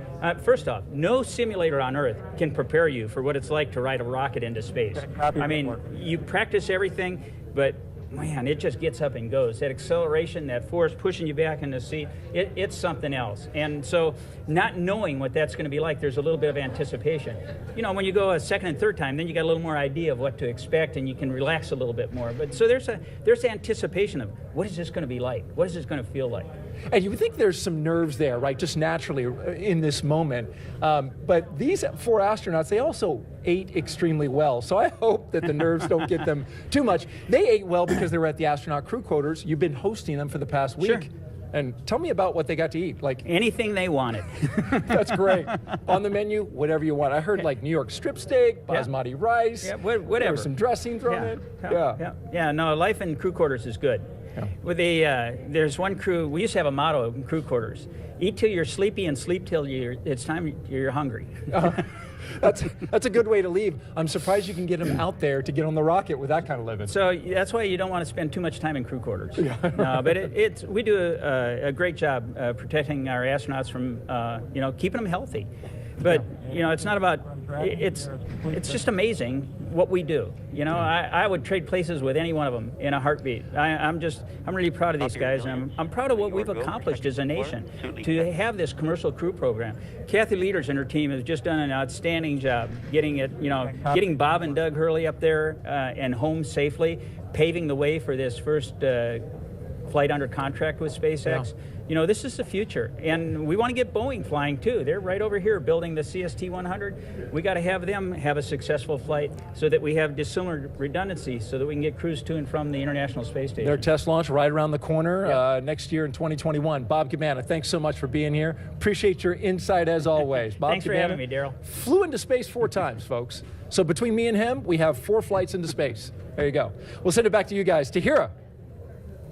Hey, Daryl, thank you so much. So right now, we've got about 300,000 people tuning in across all of our social channels. That's about 100,000 more from when we last checked in. And ladies, I am seeing some great comments coming in online, and I've got a few I want to show you. So this first one is, she says, I've always heard NASA astronauts talk about steak and eggs for breakfast, but this is the first time I've heard of curry rice. Love this. And just a huge thank you to astronaut Soichi for sharing this tradition with us. And let's take a look at another one. So we've got this user saying this is like watching Apollo 11. This will make history, and a private company sending humans to space with a reusable rocket. The future is now. So, and again, Marie, people have been super curious about what the zero gravity indicator is going to be on today's flight. I was wondering if you could maybe give us a hint. Okay, so I know what it's going to be. Nicole knows. I think Kate might know. We're not allowed to say yet, but I can tell you to keep your eye out. It will make an appearance at some point, but it's a surprise. It's special. Even it's better. Be great. Have to tune in. So, and ladies, we're hearing about the larger crew size in the capsule today, and I think that's super fun to think about of those at home. So I think we're going to pose the question to the public to see how big is their dream space crew, and we'll make this a poll. And so I'll share the results with you later on in the show. But Nicole, you're the only one up here that's actually been to space and on a few different crew sizes. Do you have a preferred number? Well, 6 seemed to be the number for me, and I think if I could add my family members on top of that, that would be outstanding. Oh, I agree. And room for pets. Yeah. Oh, yes. So, ladies, over the past month, we've also been asking users on social media to show us how they're getting excited for today's launch, and we've received some amazing submissions from around the world. Take a look at these. 3, 2, 1, 0. Ignition. Liftoff.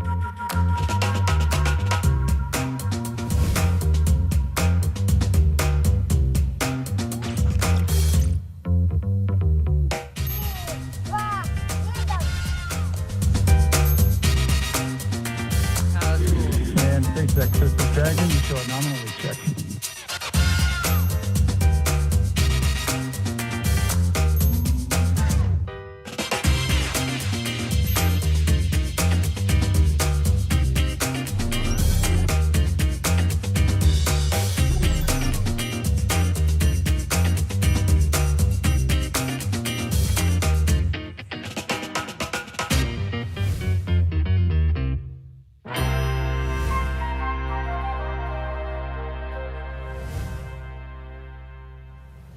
I mean, there you have it. People from around the world are just engaged with this launch. All right, thanks to Tahira, and thanks to all of you following along. Keep sending us your submissions, how you're watching. We love seeing those.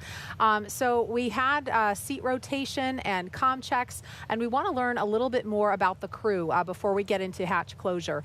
This will be the second space flight. 5.2 of 4.100. We are ready for Dragon hatch closure. Okay, so we just heard the call. I'll be ready for hatch closure, and we'll keep you posted as that progresses. Okay, so we heard the call that they're ready for hatch closure. So we're going to pause for just a moment.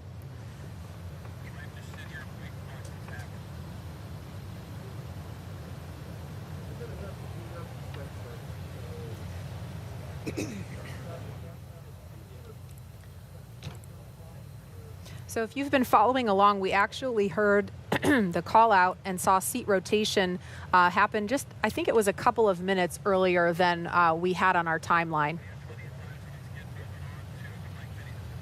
Okay, so hatch closure is coming up, but in the meantime, we want to learn a little bit more about Crew Dragon Commander Mike Hopkins. He is a U.S. Air Force colonel, and here's a little bit more about the Missouri native who's already logged 166 days in space.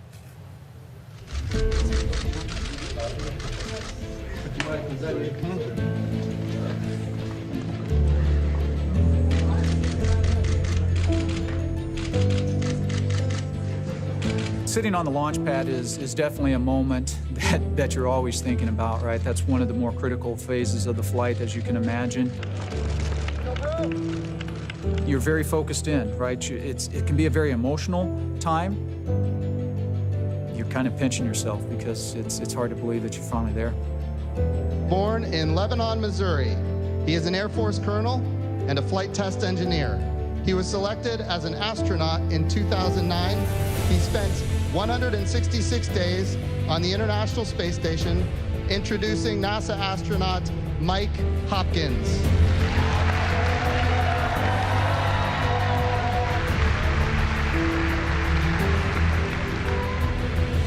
You know, it's funny. I mean, a lot of times people think of the dream of being an astronaut as something that a kid would have. And I remember when my wife and I first started dating at the University of Illinois, and I told her that I wanted to be an astronaut, she laughed at me and kind of said, "Are you serious?" But at the same time, she stuck with me throughout the years, and to have that dream come true is pretty amazing.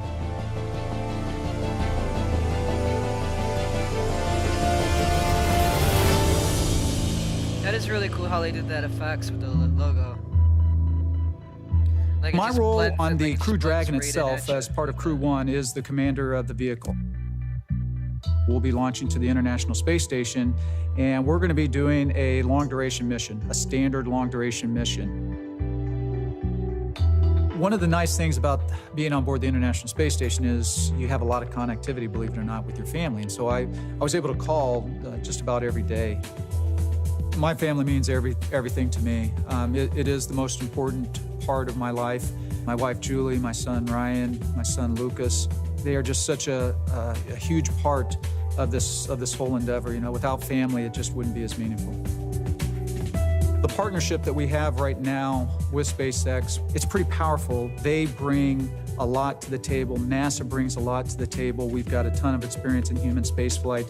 When you're out there on a day-to-day basis and you're interacting with their engineers, and you're interacting with their trainers, and you're interacting with the people that are actually building the rockets and building the capsule itself, you really get to establish the relationships, the personal relationships.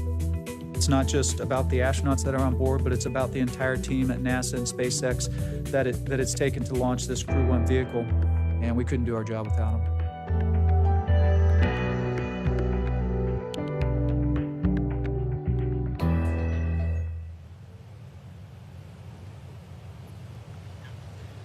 Seated next to Mike Hopkins is Crew Dragon pilot Victor Glover, who has flown on 40 different types of aircraft for a total of more than 3,000 hours. Helping prepare him for this, piloting his first test flight to space. Here's more about the U.S. Navy commander and California native. I saw a shuttle launch when I was in elementary school, and I thought I really want to fly that. And that's where it began. He is a Navy commander, a naval aviator, and a test pilot.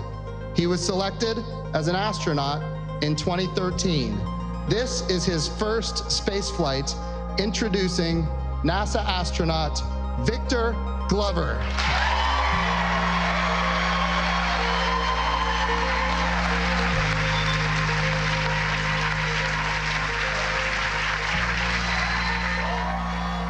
First and foremost, I'm just grateful to God and to my family.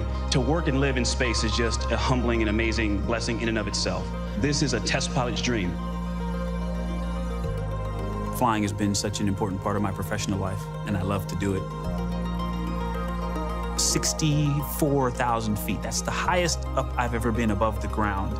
And so to get to a point beyond that, that'll be a little special moment. I'm a rookie astronaut. I'm the pilot and going to be learning the ropes from a very experienced crew. Trying to balance that, enjoying and living in the moment, but also managing the responsibilities to make sure that we get to space safely. I'm looking forward to that juxtaposition of emotion, I think. Tell me about how you ended up here. I think for every astronaut, that's kind of a different story. Ooh, wow, that goes way back. So high school athlete, loved being a part of a small high-performing team, wrestling and football. Was fortunate to wrestle in college while pursuing my engineering education. I actually originally wanted to be a Navy SEAL. That's what started my journey in the Navy, and I wound up deciding to go into aviation and learn to fly. The love of flying and being a part of a small, very specialized, high-performing team that gets to do things in really interesting and challenging environments. The astronaut corps is the epitome of that. This is truly an exciting time for human spaceflight in our nation. And believe me, it's only going to get better as we charge off into the future. We've been working with our partner SpaceX for years. It's just been amazing to learn about the vehicle and to just spend time getting to know their flight control team and their trainers. It's creating sort of a new culture that is some kind of a balance between the two. The fact that it takes thousands of people all over the world to get us ready, it's humbling and overwhelming, and I want to do my best because I represent them. So thank you for your support and for your love, and know that you're flying with us on Crew One.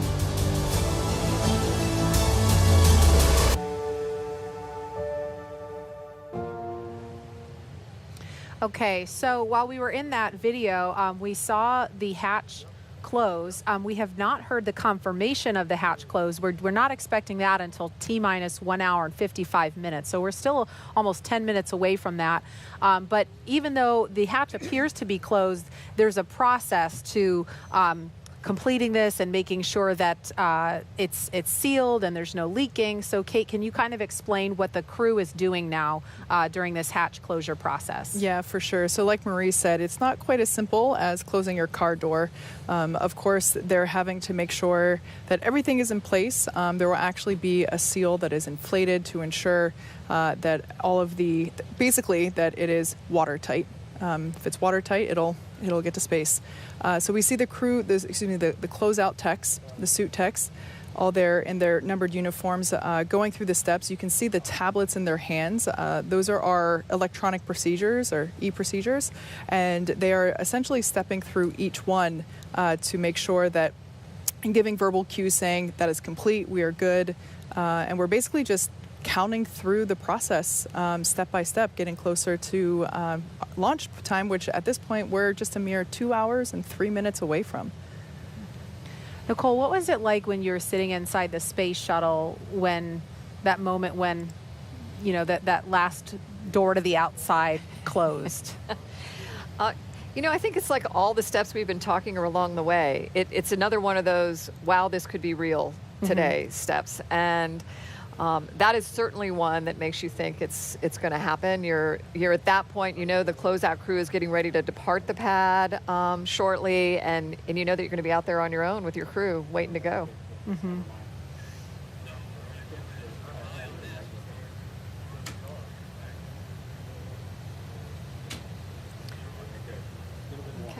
All right, and in seat number 1 today is Crew 1 mission specialist Shannon Walker, who flew previously on the Russian Soyuz to the International Space Station, spending 163 days in space.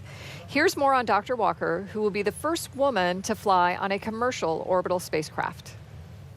I always wanted to be an astronaut. I just turned 4 when we first landed on the moon. And I have very distinct memory of my parents taking me and my older sister out into the backyard, and the moon was rising over our house, and they pointed up there and said, "We have people there." And even at 4, I thought that just sounded like the best idea ever. We have been given the scientific knowledge, the technical ability, and the materials to pursue the exploration of the universe. To ignore these great resources would be a corruption of a God-given ability. I had seen a new class of astronauts that had been hired for the space shuttle, and I was reading in the newspaper what their qualifications were, and just going through some of them, I realized I can do that. And that was a big turning point. I'm Dr. Shannon Walker, NASA astronaut, and I am getting ready to fly on the Crew 1 mission to the International Space Station. Crew 1 is the first operational mission of the Crew Dragon vehicle to the International Space Station. I was not expecting the call to be assigned, and so anytime you get a flight assignment, it's tremendously exciting.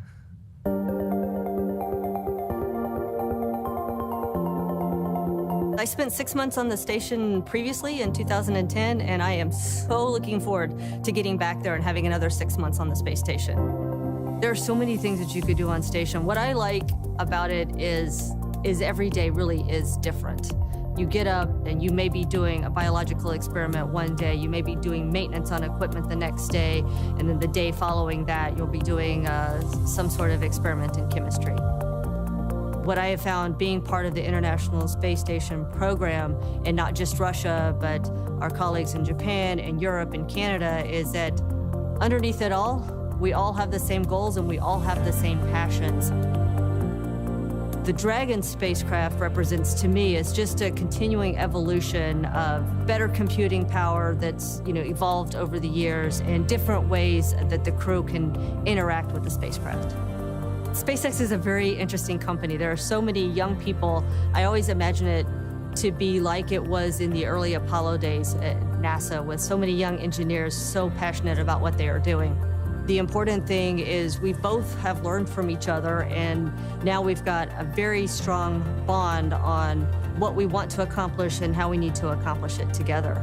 I do believe that human spaceflight is an imperative for our planet, and to be a part of that, to keep the progress growing, I find very inspiring.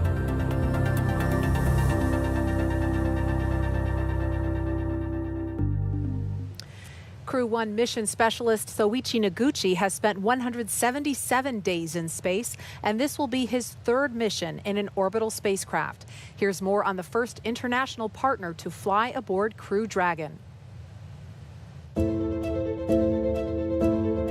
Soichi appears to be a very quiet person, and yet he comes out with some fantastic one-liners. Soichi is probably the quietest, but he is probably the funniest as well.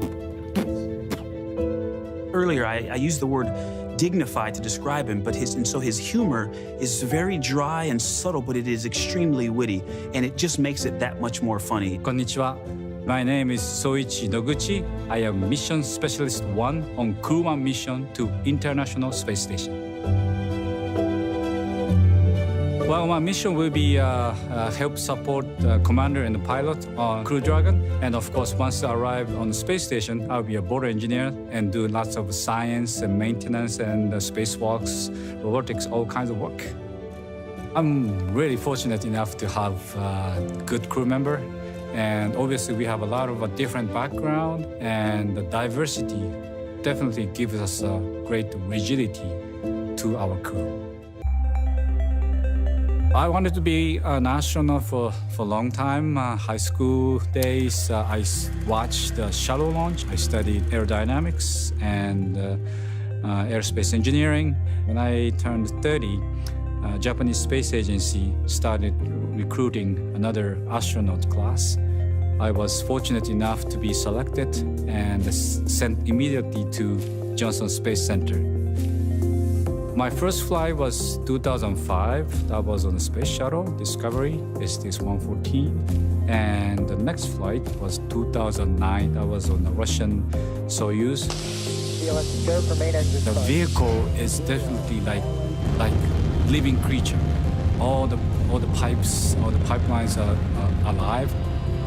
I really remember the morning of the launch day. I arrived at the pad. Hey, this vehicle is alive and waiting to go up. And liftoff of Space Shuttle Discovery, beginning America's new journey to the moon, Mars, and beyond. I'm really looking forward to go back to that launch day.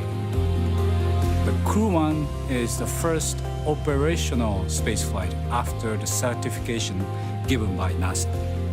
Important thing is this is brand new, designed from scratch, 21st century spacecraft. and this is a new design. And obviously, the SpaceX did a very nice job. The spacecraft of this century is not just for America, but this is an international corporation, and all the other people around the world have a chance to ride on this Crew Dragon. So this is a new era.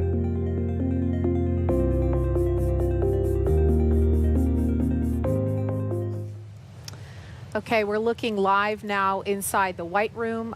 You can see. We're discussing that. Negative. We're going to go to pad hatch reopen temporarily.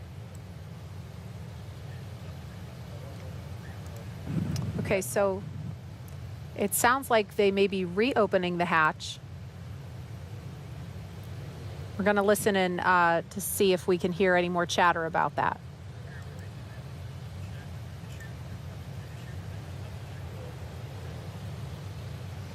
Okay, so it sounds like they want to double check a leak check.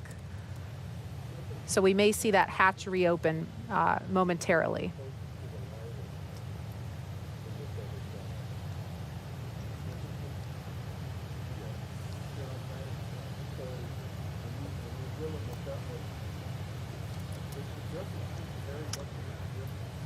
Nominally, we would expect right about now to hear a call out for hatch close right at T-minus 1 hour and 55 minutes. We haven't heard that just yet, but we did hear that the teams are looking at reopening the hatch to double check some leaks. So what I'm hearing is that the closeout team saw a little bit of a pressure drop during those leak checks.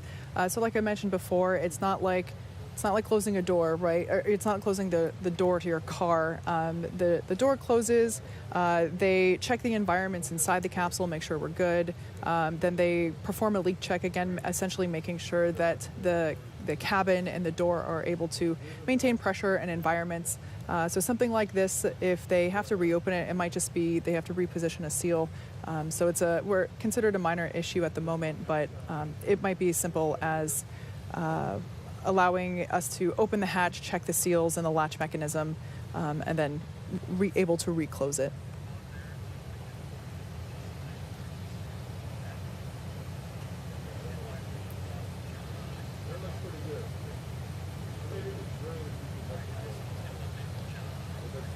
Okay, we're going to go over to John Insprucker in Hawthorne. He's been listening to some more details. John, can you give us an update on what's going on now? Yeah, Marie, I've been listening into the Dragon nets in addition to Falcon 9. Right now you can see on the screen the crew inside Dragon. Everything is safe at the launch pad. We have not gotten into propellant load. What we were doing is our standard procedures. We did communications checks that you heard a while back. They checked the environmental. Hey, the temperature was just right for the crew inside. And then we command to close the hatch. The team then locks it down, and we run a leak check just to make sure that it is leak tight. We're running that leak check, and they saw a little bit of a drop in pressure. So what you're seeing on the screen right now from the outside of the capsule on the left, the SpaceX ingress team in the access arm in the White Room, they're going to open that hatch back up again. One thing they want to look at is just make sure nothing got trapped in the seal. They're going to take a look at the latch mechanism. They also are checking their equipment to make sure that it's, try to make sure whether or not it's actually in the capsule or it might be in the measuring equipment that they're holding onto.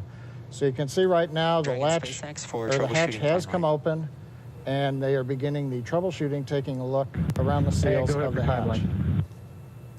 Yeah, I just wanted to let you know that we do have about 10 minutes of margin in the schedule for this troubleshooting.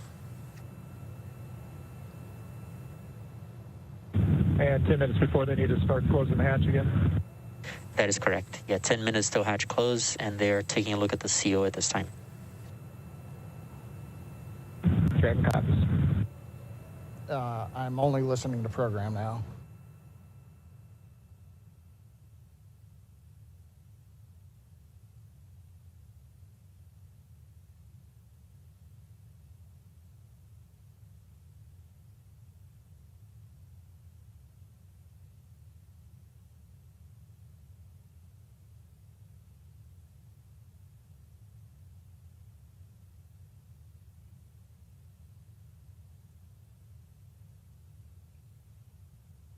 Possibly might be another scrub.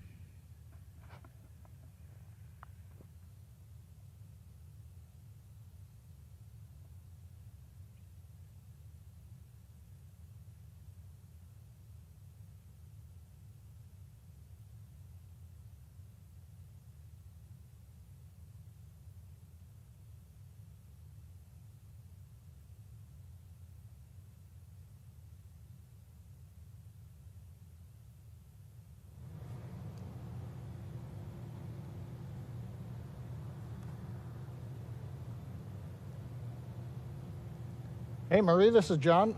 Did you ask me a question? I didn't pick it up. Yeah, I wanted to first just acknowledge that we heard on the call-outs that they said that they had about 10 minutes of margin in the schedule, so not necessarily going to throw the timeline off track. But is this something, I know that people that are watching this live have got to be wondering, is this something that can cause a scrub, or how significant is this issue right now? Well, I'd say from a crew safety standpoint, which is what we're always looking out for, if we could not resolve the issue, if we thought we were actually measuring a leak, then that would be a probable scrub issue for today. However, it's premature to say that. They're doing the first round of troubleshooting.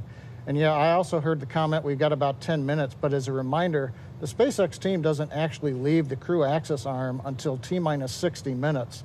So while we've got standard margin, they may be able to compress other activities since there's still 50 minutes before the crew that you see there in the black pad access uniforms actually has to get out of the area. Sure. And, when we put out the mission timeline ahead of time so folks can follow along, but we understand and we try to impress upon others that these are the kinds of things that can come up. And so this timeline, while it's a guide, it is fluid. For sure.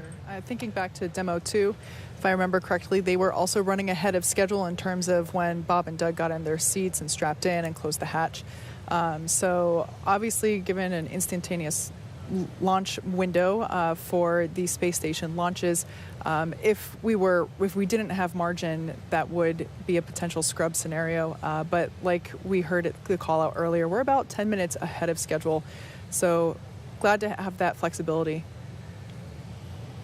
Yeah, and just to add on to what Kate was saying, looking back over my notes, when we did the first Demo 2 launch, it wasn't until about right now in the countdown that the first hatch leak check completed.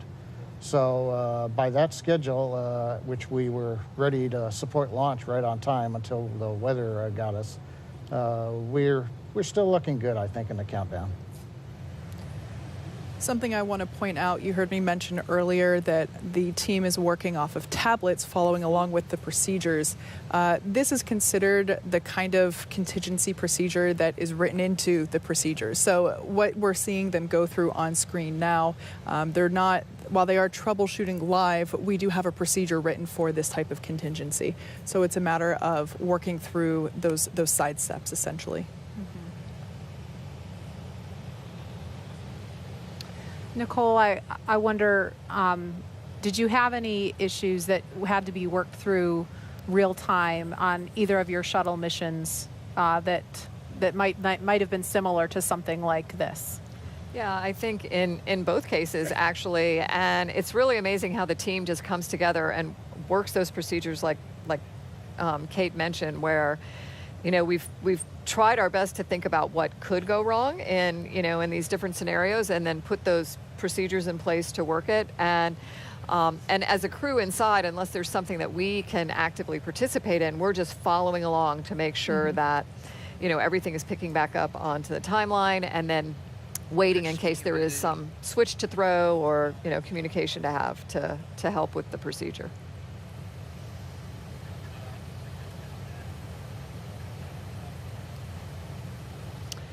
Okay, so again, if you're just joining us, we're at T-minus 1 hour and 47 minutes. We did not hear the call out of hatch closure yet because when they were going through the leak check process, they noticed a pressure drop inside the capsule. So they opened the hatch back up, and as John and I explained, there is some margin in the schedule. And so this is not necessarily a showstopper. It would be premature to speculate about any of that. So far, we are still on track for launch. We're just watching some troubleshooting in real time. On the right-hand side of the screen, we can see the crew sitting pretty comfortably there in their seats. Something I didn't get to mention earlier is that the seats themselves are custom sized for each astronaut. So not only is the length of the bucket, so basically the length from the tailbone to your shoulders, that is specific for each astronaut, but so is the footrest as well as the armrest. So expecting to fly people of many different heights and wanting to make sure that their positioning is not only operational but comfortable as well. And it seems like everyone's pretty comfy in there. And we can't overstate how important the job is of this pad closeout team who is doing these leak checks and making sure that that hatch is secure and behaving the way it should be before they leave the pad, because these 4 astronauts are inside a capsule that is going to be fueled in a little over an hour and head off to space. And so it's the job of these people that you see on the left of your screen, in addition to hundreds and thousands more around the country that have been working so hard for months and years to keep this crew safe. Again, this is the first operational or rotation mission of 4 people on Crew Dragon, the first of hopefully many more to come. And so the team has to keep the crew safe. So I'm now hearing that that closeout team that we saw there were able to check the seals and clean them a little bit. They found a little piece of FOD there in the seal, so that's probably what was causing the hatch to not maintain pressure. So they are about to, I can't quite tell on the screen, but they will be starting to close that. And what is FOD for people who don't know the acronym? Foreign object debris. Okay. So what's an example of what that could be? It's hard to tell because it depends on the environment, but something as small as a piece of lint to, something like our cell phone or an earring. So that's part of the reason why earlier in the webcast I mentioned that the the suit technician team are checking to make sure nobody's wearing unapproved earrings or jewelry. Those are all considered FOD or foreign object debris. But it looks like we're going to be closing that hatch again if it's not already, and reperforming that leak check. Like I mentioned before, we do have contingencies built into our procedures. We are running ahead of schedule, so nothing to speculate causing an abort at this time. But that being said, we will be repressurizing that hatch. And I should say that it's not like we bring it to pressure and check it. It's good. You want to bring it to pressure, allow it to sit there for a couple of minutes and watch whatever the decay is, if any. Dragon SpaceX for status. And go ahead for Dragon. Yeah, the team did find a possible root cause. They are checking cabin environments, and we're getting ready to close the hatch again. Okay, Dragon copies, and we see pad hatch closed. Prep. Copy it.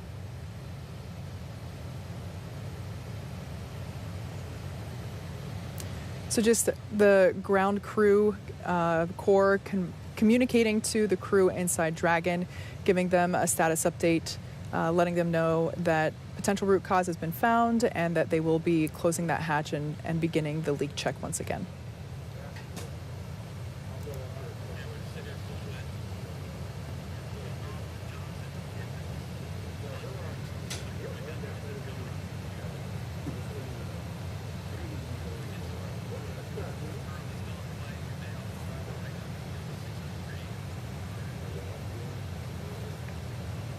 So we heard that they may have identified the root cause, but we haven't heard what that root cause is or what they suspect it is yet. So if we hear that, we will relay that to you, but that is not information that we have heard just yet.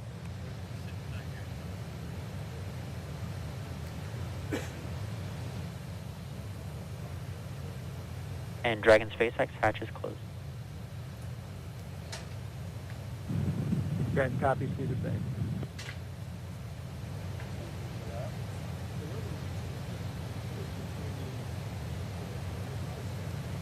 I'm going to attempt to simulate what the Okay, launch so we is gonna heard look hatch like. is closed, and so we expect a leak check to be forthcoming.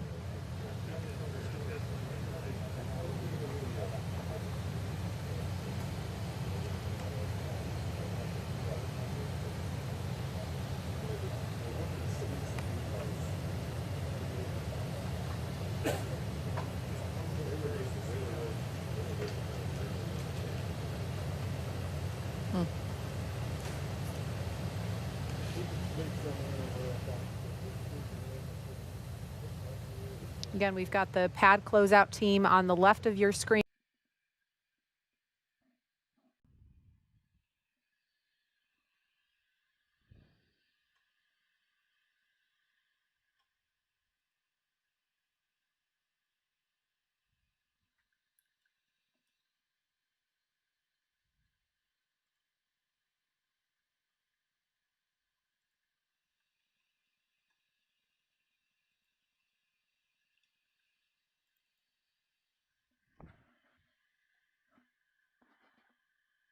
Oh, come on.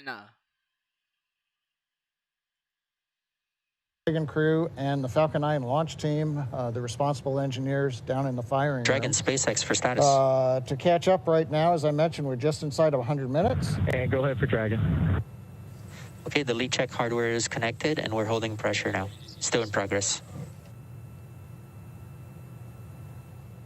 Dragon copies, and that's good news. Yeah, and I will provide some more words on what they identified during my post-ingress brief. Okay, Dragon copies, and I assume we still have some more time on the leak check. That's affirmed. Yeah, they're still Welcome performing aboard, it. Commander. All systems nominal. Dragon.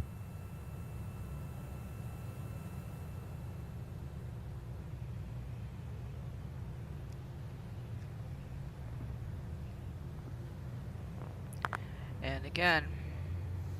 Okay, we heard a little bit of chatter. I'm not sure if y'all picked it up on the webcast, but they talked briefly to the crew, gave them an update similar to one we were just presenting y'all. The good news is that they are farther along in a leak check right now than they got the first time. So again, things are going in the right direction the second time around. They're also looking at the timeline for the crew ingress team that you see there on the left monitor, the SpaceX folks. They will be able to leave a little bit later than T-minus 1 hour and still be able to get clear of the area in plenty of time for us to do propellant loading and the launch. Now, right now on the Falcon 9, we're waiting to do the comm checks with the crew. Our launch engineers for the launch vehicle, they are in firing room 4. Dragon SpaceX for Falcon 9 comm checks. And here comes the comm checks. Let's listen in. And go ahead for Falcon 9 comm check. Yeah, if you are ready, we are going to kick those off. Dragon's ready.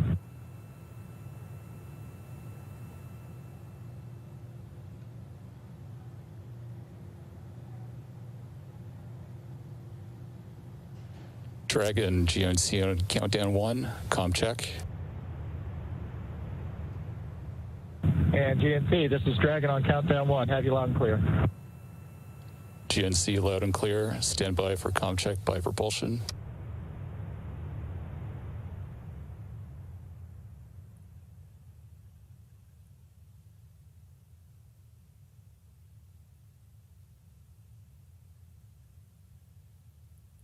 Dragon prop on countdown 1, comm check. And prop Dragon on countdown 1. Have you loud and clear.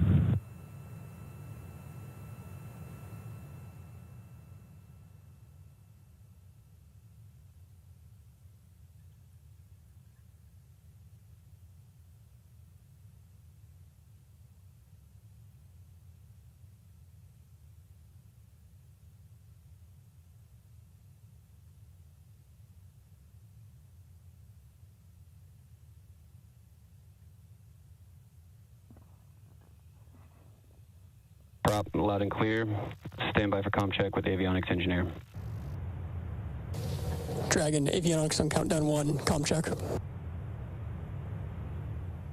Avionics, this is Dragon on countdown 1. I have you loud and clear. Avionics loud and clear. Stand by for comm check by the ground segment engineer. Dragon, ground segment on countdown 1, comm check. Ground segment, this is Dragon on countdown 1. We have you loud and clear. Ground segment loud and clear. Stand by for comm check by launch control. Dragon, launch control on countdown 1, comm check. Launch control, this is Dragon on countdown 1. Loud and clear. Welcome launch control, loud and clear. Stand by for comm check by the chief engineer.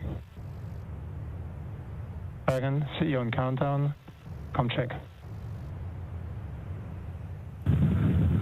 CE, this is Dragon. Hans, we have you loud and clear on countdown. CE, loud and clear. This completes the Falcon 9 responsible engineer comm checks. Safe flight. Correct.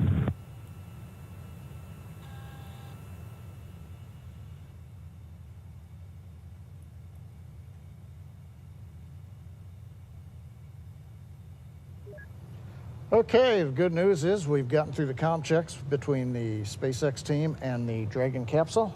We're at T-minus 1 hour and 34 minutes. On the Falcon 9, everything continues to look SpaceX good. Big event Pad Hatch really closed, coming up launch escape is checks. propellant loading as we get inside T-minus 35 minutes. And On go the ahead Dragon for side, Pad Hatch closed checklist.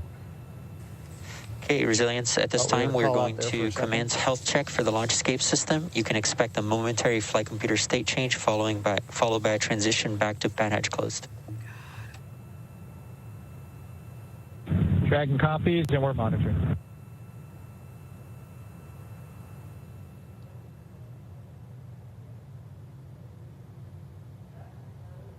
okay, I think we've got a moment now listening to them talk to the crew. On Dragon, other than the side hatch leak check that's been going underway, everything else has been looking good. On the weather front, the good news is that while we've been watching for rain showers in the trajectory of the Falcon 9, we've been watching for heavy rain or thick clouds. Currently, everything does continue to cooperate as we were hoping. The frontal boundary was slowing down and may not reach Kennedy Space Center by the time of launch. And right now that continues to look like it's going to happen. So the local conditions are good. Upper altitude winds, we're looking at the balloons we've been releasing, and those show us that conditions in the upper altitude for stability are good. So we ought to go for launch in about 92 minutes if the weather cooperates, and of course the range is ready to go. So right now we're going to throw it back to Daryl while we wait for follow-on discussions. John, thank you very much for that update. And we're here at the Kennedy Space Center, of course, and I can confirm for you, John, weather is looking good right here. Just a thin layer of clouds overhead right here at the launch complex. I'm joined now by Deputy Administrator Jim Morhard for NASA here, and we appreciate him coming to talk a little bit about licensing of these launches. And that's a new thing around here, Jim, because previously that's not something that we heard a lot about. But we understand that this launch is the first commercially licensed launch by the FAA. So explain to me why that is and how that works. You know, Daryl, it has just been certified for the first time. We license a lot of launches. We had 29 launches that were licensed in 2020, and we're expecting another 56 in 2021. So it's going exponential. Yeah. And we're excited about that. We've really collaborated with the Federal Aviation Administration, which is part of the Department of Transportation. Steve Dixon is the administrator. He's here right now. He's been with us through the week, working with us, which is just tremendous. There's a great collaboration between the two agencies. So help the public kind of understand what this means. I think, generally speaking, we all understand that we get aboard a commercial aircraft. That carrier is FAA licensed. So now we're licensing space flight, launches, commercial ones with people on board. So what does that, what does the public take away from that? You think about it, we have the most complex airspace in the world over the United States. And now we're going to expand it even more into space. And so we're really integrating both our aeronautics, our aircraft that we fly, enjoy every day, with space operations. So we're going to have both those things happening at the same time with human space flight. And that's what we're doing here today at the Kennedy Space Center. That's impressive. And just when you mentioned the airspace in flight, right? Very crowded place. Space just getting started, and as you mentioned, growing. Where do you see this, when you just kind of dream a little bit, where do you see this going one day? Daryl, you think about it. First off, it's both Federal Aviation Administration, but at NASA also, our number one priority is safety. That's what we're focused on. But in the meantime, we're commercializing low Earth orbit. Right now, we have a $350 billion space economy in low Earth orbit. That's true. That's a big number. It is a big number. 350 billion. And people are talking in the future going to over $1 trillion. And so it is just, we're starting the dawn of a new space age. And quickly, I think you were telling me that this also increases our ability to do science on the International Space Station, right? You know, with these 4 great astronauts, and Jim Bridenstine and I met with them yesterday, and they want to fly, you know, and we want to make sure they fly safely. But with that, when they get to the space station, we've got 1 astronaut there right now. It's going to increase our research efforts up there by 300%. And we really believe that demand is going to grow. And the hope is ultimately that we'll have commercial space stations that are built by our space industry in the United States. And so, because there's so much research to be done. All right, well, very good. Illuminating information about the licensing of spaceports. Appreciate your efforts and all your work in getting these government agencies to work together and talk to each other and come together with some consensus there. That's good stuff. It's my honor, but this is about safety, and we're going to keep doing it. Excellent. Keep up the good work. Thank you, Jim. Jim Morhart, Deputy Administrator with NASA, and we are now at T-minus 1 hour and 28 minutes. We'll toss it back to John I in Hawthorne, California. John? Well, maybe not John. We'll go to Marie, right here across the way at KSC. All right, thanks, Daryl. I've got a brother named John, so I'll answer to either. We are standing by for a post-ingress briefing to the crew. Dragon SpaceX for side hatch leak check. Go ahead for the side hatch leak check. Okay, good news. The leak check has passed, and we saw consistent readings to what we saw on dry dress. So it looks good. That's great news, SpaceX.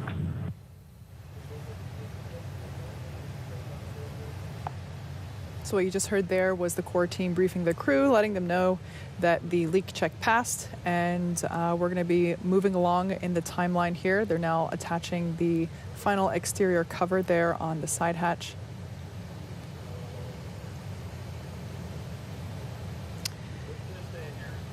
Mm-hmm.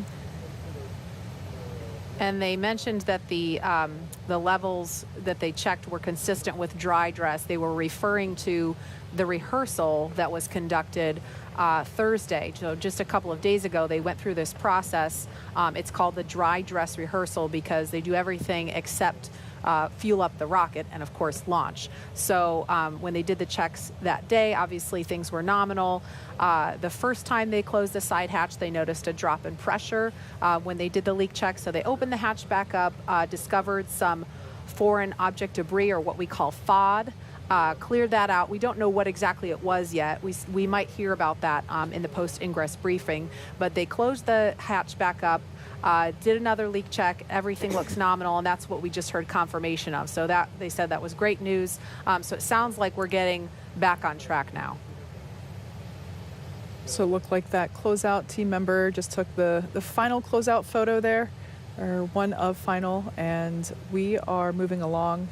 If you look closely on the right-hand side, you might be able to make out some signatures there on the wall of our white room.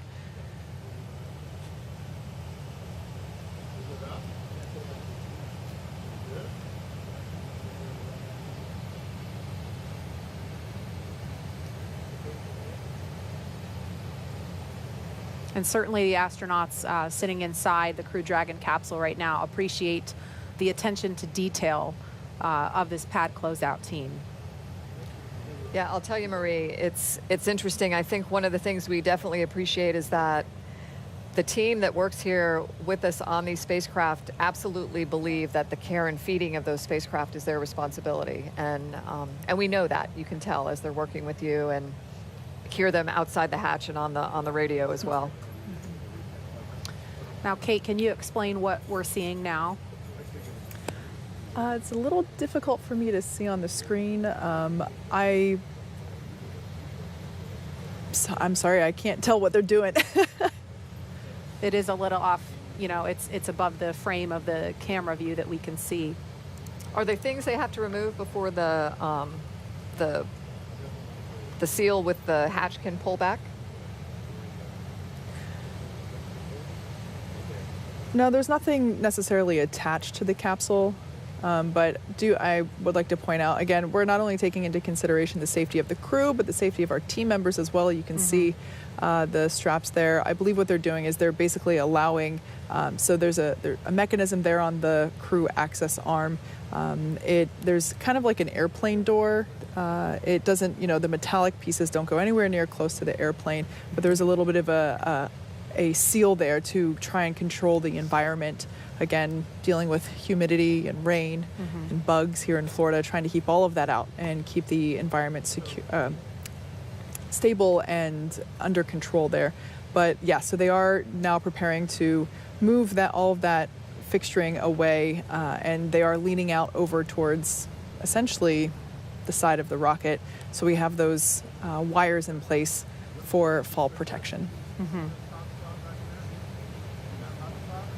So we should be hearing any time now a post-ingress briefing. That's what we're expecting for the crew inside to kind of get a recap.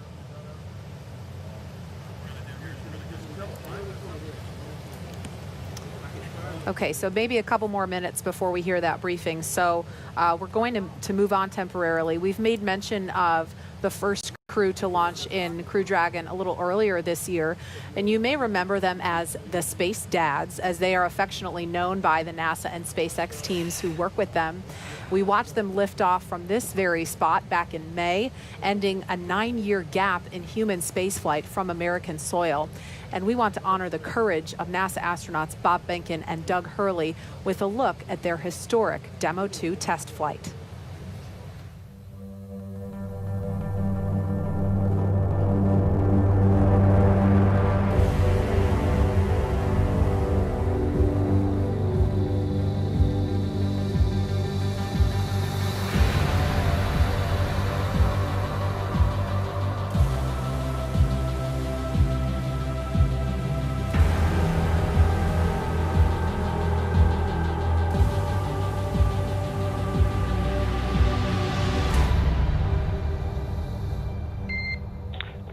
Welcome aboard.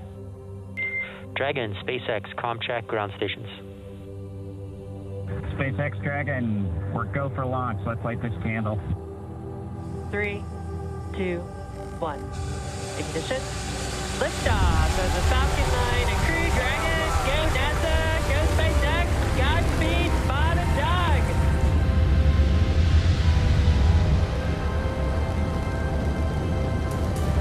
On behalf of the entire launch team, thanks for flying with Falcon 9 today. We hope you enjoyed the ride and wish you a great mission. We would like to welcome you aboard Capsule Endeavour. We do have a friend on board with us, Trimmer, the Apatosaurus. I think I was requested to do a backflip. Good night, Megan and Theo. And Karen and Jack.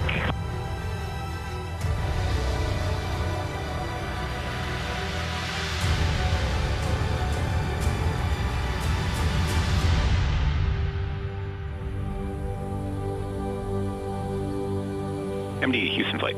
Houston is go for undocking and departure. Dragon is committed to undock. SpaceX Dragon on Dragon to ground. We are ready for the systems brief. Copy. As stated, Dragon's in a healthy state. We are proceeding toward the primary landing site, and your timeline is current.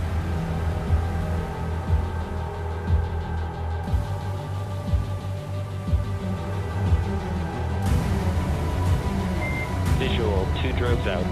200 meters. We are braced for splashdown. Copy, brace for splashdown. Endeavour, on behalf of the SpaceX and NASA teams, welcome back to planet Earth, and thanks for flying SpaceX.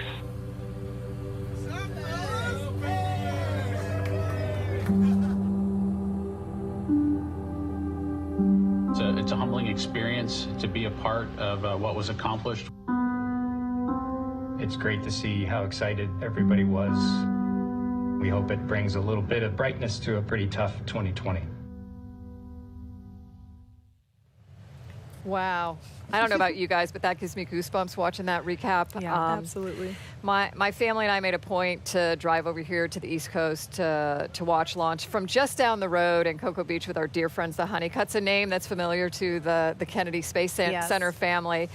And I'll tell you, it was a real joy to watch Bob and Doug in space and then to have them safely back on the planet with us. And now, special treat, we're going to hear from my dear friends and fellow bugs, AKA the Space Dads themselves.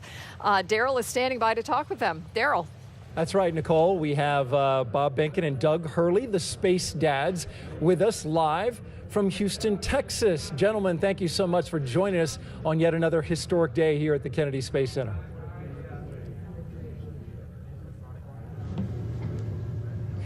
Hey, Daryl, how are you? Howdy, Daryl. Good to see you guys. Good to see you. So you know this moment. You remember it, I'm sure, well, when we came to this moment in time where the capsule, the door was closed. Tell us what you guys were thinking in this moment as we see astronauts, the 4 Crew 1 astronauts getting ready to fly. Well, you're just thinking about the mission ahead, what you need to do to get through the next hour or two, the timeline. I mean, you know, you don't have a lot of time to think about a lot else. You've kind of wrapped everything up before you walked down and walked out, got to the pad. So we're just going through the checks with the teams, following along and doing the things that we need to do. You just saw that video that was put together about the whole mission that you guys did. Is there anything that, as you watch that, stands out to you as, you know, that was my favorite moment? I think for both of us, our favorite moment was after splashdown, when we were able to get the hatch opened and climb out of the vehicle. As you might imagine, as you embark on a test flight, you've got to have a lot of things go very smoothly, and you got to get them all done and get to the final test point that's out there, which was the splashdown and coming home. And so I think there's a little bit of relief, but kind of a big, let our emotions come out, I think, at that point, after being really focused on, you know, the mission at hand all the way up to that point. And Doug, what are your thoughts? Well, I agree with Bob. You know, we invested 5 years with the teams. We went out to Hawthorne almost every week the last 2 years that before we launched. And so, you know, just a culmination of an incredible amount of work by so many people, and to be just a small part of it, and then to complete the mission successfully and have the type of mission that we had, where we were able to do a whole bunch of work on board Space Station, including 4 spacewalks, and then complete the test flight of Crew Dragon and get it ready for this crew. It just, you know, it's indescribable to be a part of that type of an event. And, you know, we're just excited to see what's going to happen, hopefully here in just an hour or two. Yeah, just an hour and 16 minutes until launch. And so I want to know about a conversation that you guys had. You had some important conversations with this crew. What did you tell them? What advice did you give them? Well, Doug and I got a chance to sit down with the Crew 1 folks, just like everybody else is these days, over across a video conference soon after we returned. And we tried to give them the benefit of the experiences that we had and some suggestions on some things that might help their mission go a little bit smoother.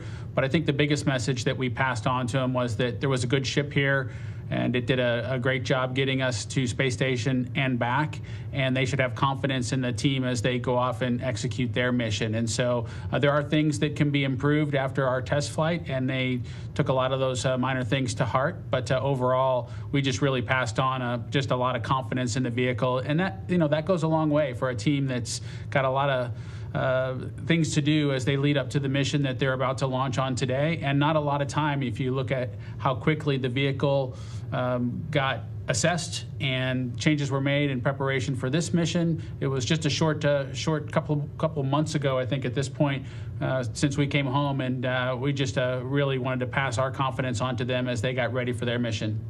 And Commander Hopkins, in fact, said that he appreciated Doug Hurley telling him that when he was commanding the landing, that he was ahead of the spacecraft.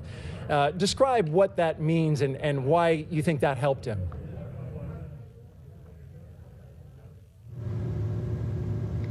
Well, you know, it was a little bit drawn on my experience as a shuttle pilot. You know, my first flight, I just felt like I had to work really hard to keep up with the shuttle as we were re-entering. And, you know, it's a little bit of how you operate on orbit, and then the the quickness of the events that you deal with on reentry. Everything happens pretty fast. So just mentally knowing that that was coming, I tried to enforce that with the Hopper and just say, hey, look, it's, you know, you're going to be in orbit for a while. Your brain slows down in a sense. But then when reentry occurs, those events really happen fast. From the time that you separate from the trunk all the way to splashdown happens, it seems like in an instant. So we talked a lot about that, and I just wanted him to be calibrated and be ahead of Dragon as best he could, and then communicate that obviously to his crew. He's got a great crew, and they'll be ready for it when they come back in next spring. And in fact, he said that as a result of that statement, that he studied hard because he knew he had to be ahead of it in order for when these events happen to be ready for them as they come. Bob Behnken, Doug Hurley, astronauts with NASA, and the crew of Demo 1. We appreciate you guys. Demo 2, sorry. Appreciate you guys being here. Thank you very much. And enjoy the launch. And now we're going to send it back to the desk. All right, thank you, Daryl. It is T-minus 1 hour and 13 minutes, and we understand John I has been listening in, has some more information to pass along on what's been going on, what information the crew has. So, John I, let's hand it over to you in Hawthorne. Thank you, Marie. It's, as she said, T-minus 1 hour, 13 minutes, 24 seconds. The good news is we are on the timeline. While we were interviewing Bob and Doug, we did hear some discussion with the crew over the SpaceX to Dragon CrewNet. They gave them an update on a couple of issues that we've been working. The one of great interest right now has been the hatch close. They summarized that, as you saw on the monitors, we did reopen the hatch. They found a small piece of FOD, and they also worked on the seal around the hatch.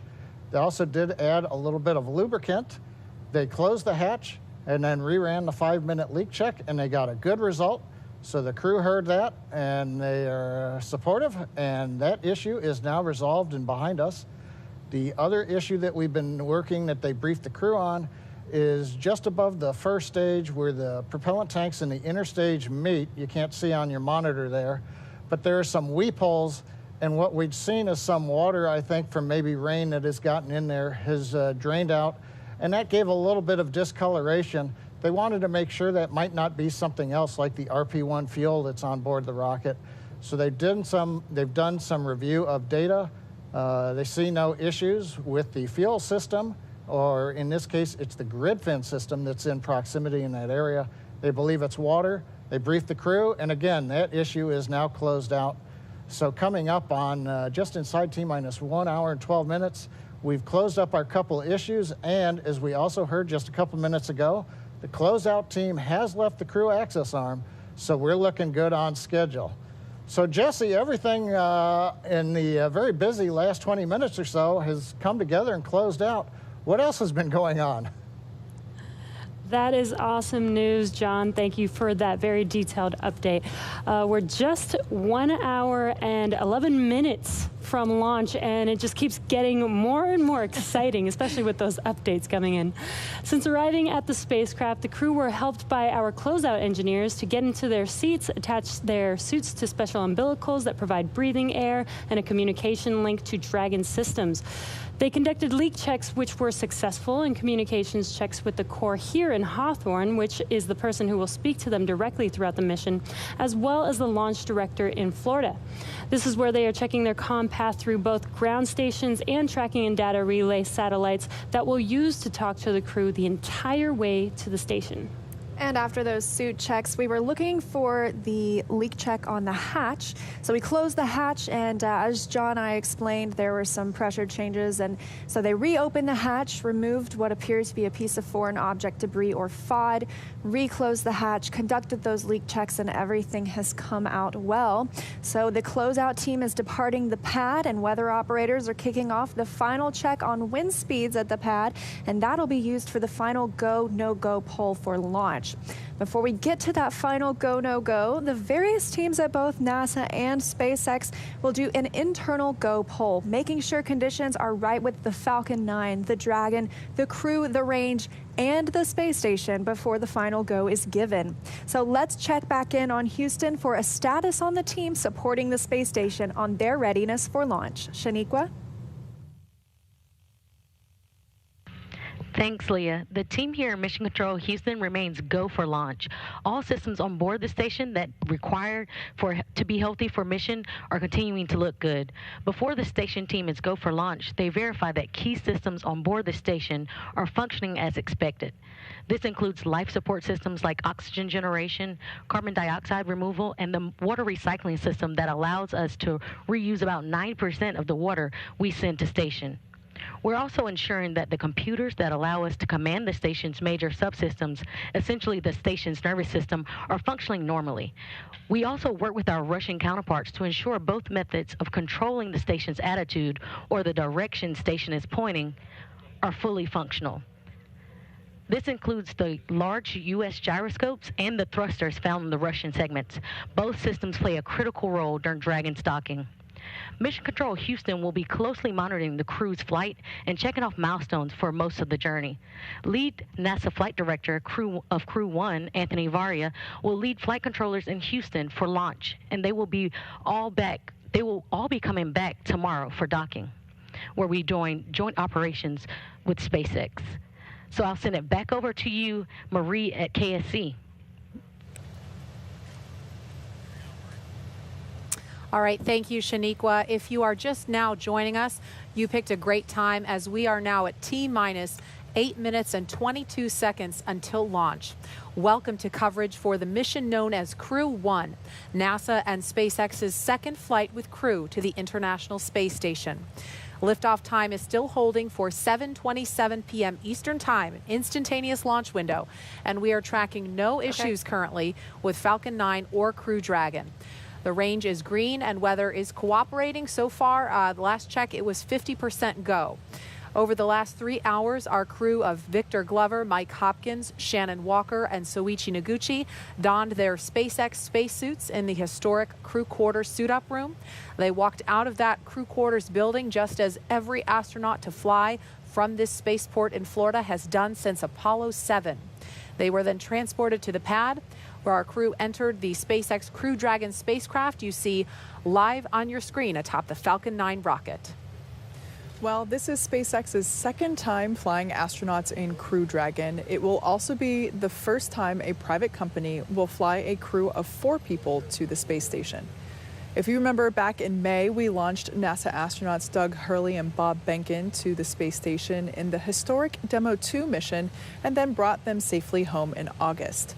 Over the next hour, we will conduct a series of polls to get ready for launch, have the crew arm and the launch escape system, and we'll begin fueling Falcon 9. Launch is set for 7:27 p.m. Eastern. This will include a 12-minute flight to orbit and then a 27.5-hour flight to dock with the International Space Station, set for Monday at 11 p.m. Eastern. So, Nicole, we're coming up on T-minus 1 hour in about 6 minutes. And I know when we were listening to Daryl talk to Bob and Doug, Doug talked about how, there's not a lot of time to think about your emotions. You're focused on the operation and your procedures. Yeah, your emotions are kind of in you at this point, and you're just trying to make sure you're as best prepared for, what's about to happen. Sure. And today's flight is the first of 6 planned rotational missions NASA has contracted with SpaceX as part of the agency's Commercial Crew Program. The success of the Demo 2 mission allowed for NASA to complete certification for SpaceX to fly astronauts regularly to and from the ISS, bringing back this critical capability of launching from American soil, which we haven't had the ability to do regularly since the retirement of the Space Shuttle in 2011. If you've been following along, you've been able to hear that we have been hearing a little bit from crew on board Dragon Resilience, currently strapped into their seats, and they've already gone through all of their communication and suit leak checks. Now, they are able to follow along with all of the action still ahead on the displays that are just above them. There are a couple of touchscreen displays, and that allows them to get insight into all of the Dragon and Falcon 9 systems as we proceed down towards launch. So we're currently at T-minus 1 hour and 5 minutes. Let's check in with John Innsbrucker for another status update on both vehicles. How's it going there, John? Yeah, Thank just you, a heads Kate. up. T-minus 1 hour, 5 minutes. Closeout team to clear the VDA. Once that's complete, we're going to cycle the tank valves to equalize the manifold pressure. This is the same thing we executed yesterday earlier this week during dry dress.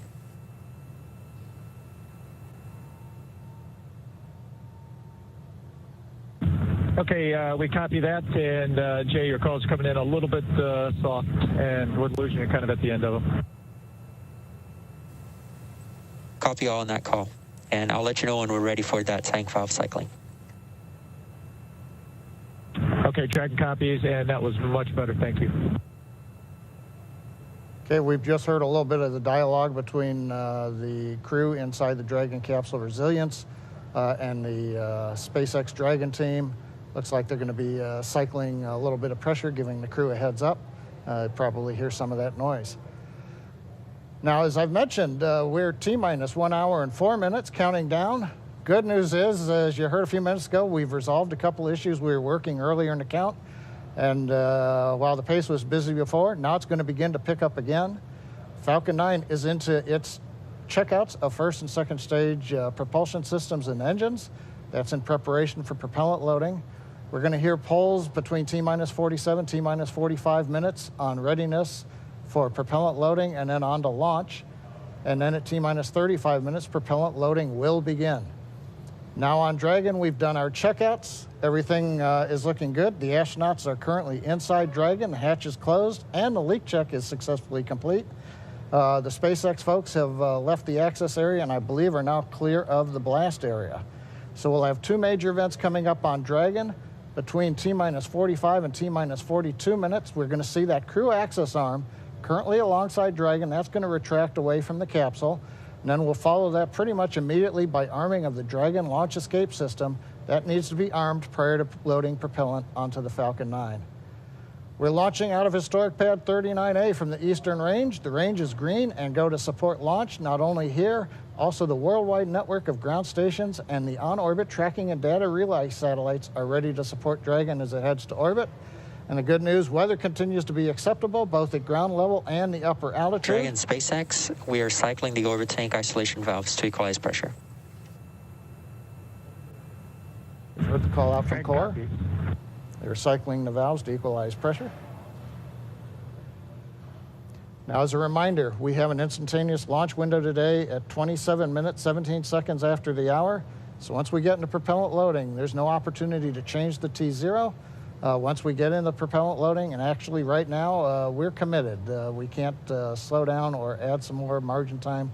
We've got to finish up the last 62 minutes. But the good news, Jesse, at just inside T-minus 62 minutes, we are go for launch.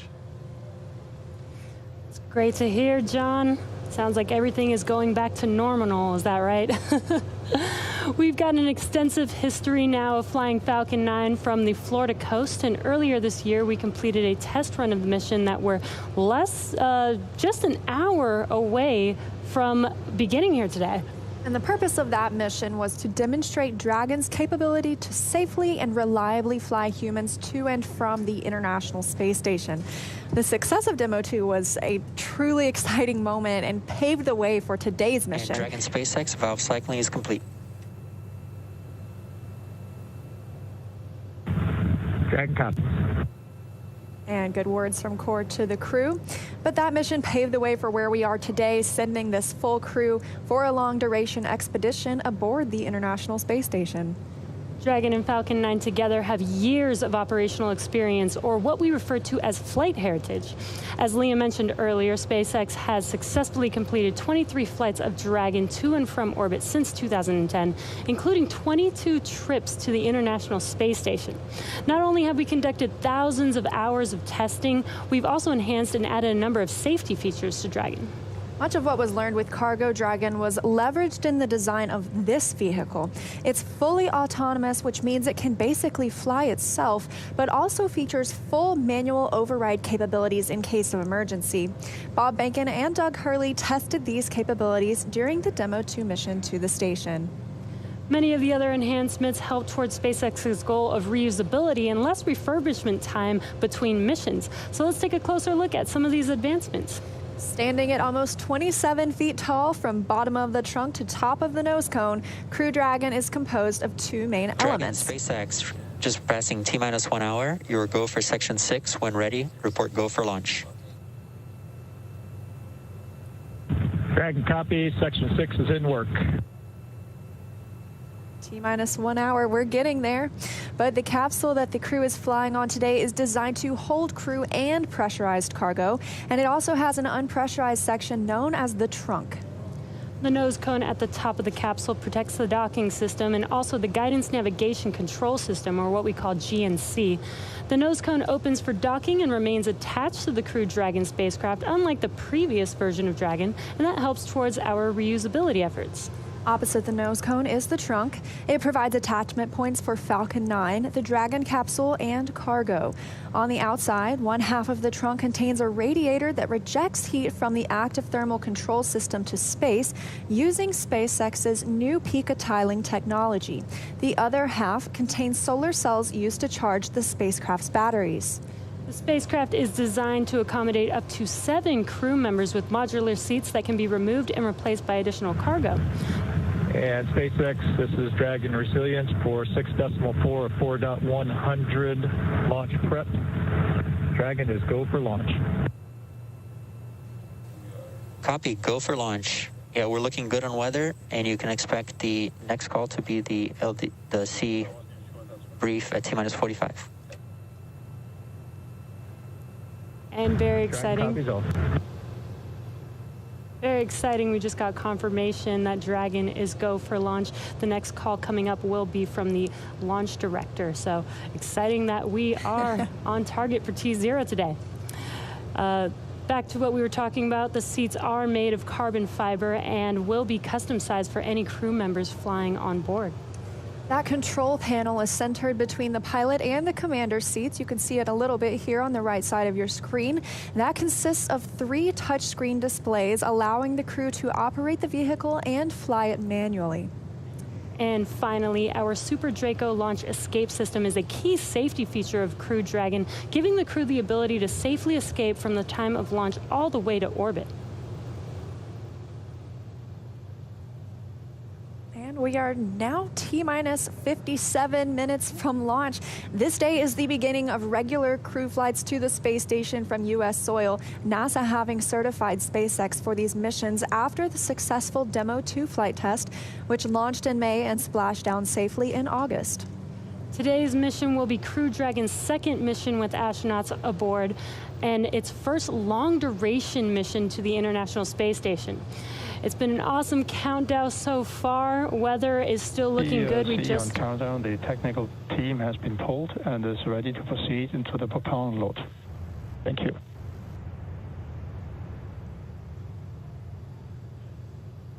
And not only is weather good, but sounds like we're proceeding into propellant load. So we're at T-minus 56 minutes and 37 seconds, and we're just getting closer and closer to that T0. So exciting. Yeah, absolutely. We've had a great countdown today. Of course, a few things we didn't expect, but nonetheless, everything continuing on schedule. So starting with suit up, just over 3 hours ago, the SpaceX team helped the crew put on their suits and conduct initial checkouts before crew walkout.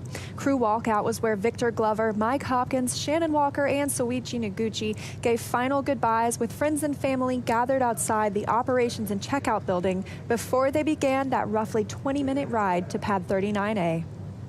And what a cool ride that was. What you're seeing on your screen is them getting into their vehicles, waving goodbye. We got some great footage of those Teslas heading down the NASA Causeway before the crew arrived at the pad. And once they got to the pad, they took a minute to take in the sights. There you can see on your screen. They took some pictures and then they headed up into the fixed service structure to begin a process known as crew ingress, where the astronauts entered the vehicle and the SpaceX team performed a series of checks to ensure their suits, the seats, and the vehicle interactions were all functioning properly. And about 15. As a reminder, step 55.72 is open for propellant load go, no go buys. That's the team continuing to discuss the go, no-go for propellant load. But about 15 minutes ago, the team closed Dragon's hatch with the crew safely inside. So with about 55 minutes to go until Dragon starts breathing fire, things will pick up as we get close to that go, no-go to begin propellant loading and arming the launch escape system. The crew will pull for readiness, which was completed just about 5 minutes ago. And the Dragon pull for prop loading was just called out not too long ago. Next up at T-minus 45 minutes will be an internal mission control Hawthorne pull, and then the launch director's pull for propellant loading. When we get to about T-minus 40 minutes, the crew access arm will retract, and the crew will get the call to close their visors and arm the launch escape system. This is the automated system in place that can fire the 8 Super Draco thrusters on Dragon to quickly separate the crew from the rocket, either on the pad or during the flight on the ride uphill. And then once we reach about T-minus 35 minutes, propellant loading for Falcon 9 will begin. We've heard some chatter about whether they're go, no-go, continuing those polls. And throughout the countdown, we've been getting some pretty incredible views of the astronauts inside Dragon, making their final preparations, as well as some close-up views of the suits. The teams have often described those suits as an extension of the Dragon spacecraft. It's almost a mini spacecraft inside a spacecraft. They're all custom fitted, just as we were discussing earlier. And I think it's very interesting as well. Their seats are custom fitted too. So nobody gets to really choose where they sit today. It's already been decided. And with that, we want to hear a little bit more Dragon from SpaceX for this place. And go ahead for displays. I just wanted to check. We did notice that on the left side of the display looks like possibly one of the iPads, one of the tablets is still in there. Is there when are you planning on bringing that down? And we were going to get that right prior to the LES Army. Copy all. That's the core speaking with Dragon. The crew also has some tablets they can use to monitor the milestones of the mission. But for right now, we want to hear a little bit more from the KSC side. So, Daryl. Yeah, thank you very much. Back here at the Kennedy interview desk, and we talk a lot about the astronauts, what they're doing in the preparation for good reason, but they have a lot of work to do. They're going to be doing some science, and joining me now is Dr. Lucy Lowe from the National Institutes of Health with one of the hundreds of experiments that our astronauts are going to be working on. And so one of them, the big one that you're working on and studying, is called tissue chips. So, Lucy, what exactly is a tissue chip? So, yeah, great question, Daryl, and thanks very much. Great to be here this evening. So, a tissue chip, this is an example of a tissue chip. It's a tiny bioengineered device that contains human cells, and it's designed so that it mimics the structure and function of human cells and organs in this tiny little device. And so the idea is that we can use these to understand human physiology, we can use them to model diseases, and we can even use them to test drugs and therapeutics in human systems before they go into humans, for example, in clinical trials. So really, they're just models that we can use to model disease and then test therapeutics for safety and efficiency. Taking actual tissue that's been genetically engineered, right, and to see how Not it reacts? necessarily, no. So there's lots of different ways that you can put cells on these chips. You can buy them, but you can also use stem cell technologies to actually create cells from all kinds of different organs and tissues: heart, liver, lungs, skin, brain, bone. Lots and lots of different kinds of tissues can be created from stem cells, and they can be put onto these tissue chips, and then you can model diseases and all sorts on a little chip like this. Fascinating. We're looking at some video, I believe, of one of these tissue chips being put together. Kind of explain us through what we're seeing. So what you're seeing there is one of our kidney chips that the Tissue Chips in Space program from the National Institutes of Health and the ISS National Lab has been funding. So this chip here is being seeded here. You're seeing that blue fluid coming through in those little triangles, those little squares are cells that are being placed into the chip. And they're put in there with this pink stuff, this extracellular matrix that keeps them alive and keeps them bubbling away, happily chatting to each other over the course of a few weeks. And so what you're seeing there then with the blue fluid coming through is how we feed those cells during that time that they're up on the space station. Got to keep them alive. Exactly. They need all their nutrients. They need all their stuff that keeps them feeling good up there. So what is the benefit of an experiment like this? What can we glean from this and hopefully in the future? Yeah, so that's a great question, Daryl. So when astronauts go up to the space station, they have a lot of changes that they see in their bodies that look very similar to certain kinds of disease states or even aging down here on Earth. So when we put cells onto tissue chips and we send them to the space station, we're able to see the same kinds of changes that might happen to the astronauts, but on a very, very short time scale. So for example, diseases that might take months or years or even decades to actually be a clinical problem down here on Earth, can actually be modeled in space in just a couple of weeks. So we can really accelerate the disease modeling using these tissue chips and then see how different drugs and therapies act on them. So we're super excited that some of the Crew One folks might be doing some research for us. So thanks very much, guys. Fascinating, and thank you very much, Dr. Lucy Lowe, for being with us here from the National Institutes of Health. That was a fascinating experiment, and we hope the astronauts get some good work on it so that you can further develop your research. Really Wonderful. Thank you, Daryl. All right, very good. And so now we'll toss it back to Hawthorne, California, and John I for the latest at T-minus and 49 minutes and counting. Thank you, Daryl. T-minus 49 minutes, 7 seconds, continuing to count down. Right now, the launch director, launch team are preparing for the readiness for propellant load and launch pole. The SpaceX launch director has checked with the Dragon mission director and the NASA launch manager. They are ready to proceed. Currently, we're doing an electronic poll of the 7 members of the SpaceX launch team for their go to load propellant and then to press on with launch. Now, the Falcon launch crew is located in Firing Room 4 in the Launch Control Center, adjacent to the historic Vehicle Assembly Building on Kennedy Space Center. Key NASA launch members are also located in the firing room. Now, what we're waiting for right now is we expected about T-minus 47 minutes to hear the results of the poll. While we're waiting to hear that, a couple other status items. The crew is currently on board, and the crew access arm is about to be retracted. You can see the access arm currently in the pre-launch position alongside the Dragon capsule. We'll rotate that out of the way, then we'll arm the launch escape system on Dragon before we go into loading propellant on the Falcon 9. We're launching out of pad 39A, heading northeast out of the eastern range. The range continues to be go for launch. They're monitoring clearance area around the launch pad as well as the air and sea space around the flight corridor. Now, the good news on the weather front, we have been given a new probability of violation of only 20%, or as the optimist would say, 80% chance of good weather. There's a small chance of a shower, but it would have to pop up pretty much right over the pad here at the last minute. They're looking, ground winds are cooperating, upper altitude winds are cooperating. So the weather officer gave us some good news about 10 minutes ago as we got inside of T-minus 1 hour. Now we're coming up on T-minus 47 minutes, and the SpaceX team is finishing up their go, no go polls. We're waiting for a few more people to give the electronic thumbs up so that then the SpaceX launch director can check that item off and then proceed into the remainder of the countdown, which will include propellant loading at T-minus 35 minutes. So let's listen in for a moment to the countdown net.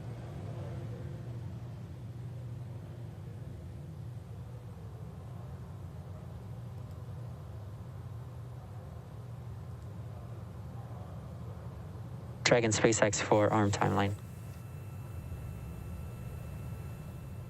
And go ahead for the arm timeline. Yeah, we were just talking here about the tablet and how much time you'll have to put it away. Essentially, as soon as the T-minus 45 minute brief occurs, we're going to begin retracting the arm, and we'd like to be ready to arm the launch escape system immediately, as soon as that's complete. And Dragon copies. We will go ahead and take care of that now. Copy all, thank you.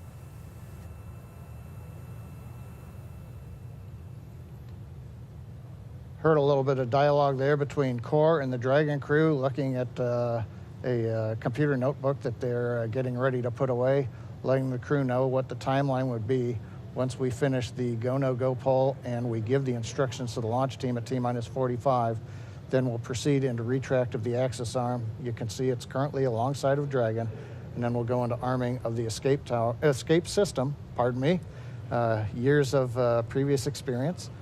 And then finally, we will get into propellant loading.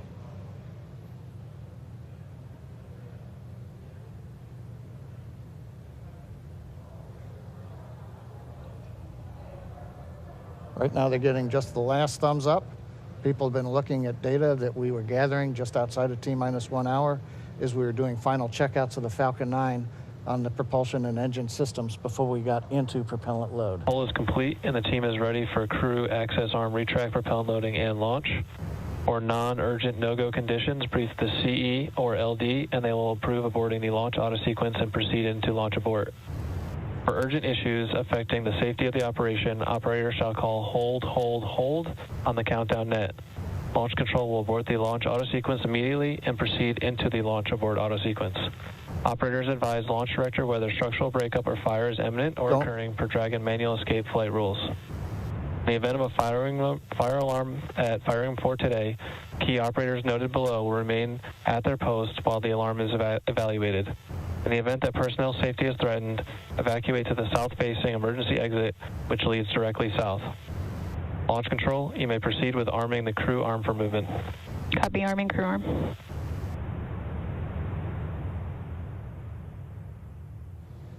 And there you've heard it, just inside 44 minutes, the SpaceX launch director has announced polls are complete. We're go to head into propellant load. The Dragon team is going to begin retract of the crew access arm. So Kate, with that, everything continuing to look good. We're right on time in the countdown. Thanks for that, John I. And it looks like the crew access arm has already begun to retract away. Just a beautiful sight. So this is one of the last major visual milestones that we have before launch. So the crew access arm now moving away, and we are T-minus 43 minutes and 15 seconds from launch. We're standing by as we wait for completion of the crew access retract. Shortly thereafter, we should hear the call out that the launch escape system is armed. And after that, we will hear that F9 prop loading has begun. And now, earlier this evening, we saw NASA astronauts Victor Glover, Mike Hopkins, Shannon Walker, and JAXA astronaut Soichi Noguchi suit up. That was about 3 hours ago. They made the drive out to Launch Complex 39A. Ingressed Crew Dragon about 2 hours ago, and the spacecraft hatch was closed a second time after and then they had a successful leak check. And again, we've just seen the crew access arm retract. And what we heard a few moments ago was that once this process is complete, they are going to go ahead and arm the launch escape system immediately.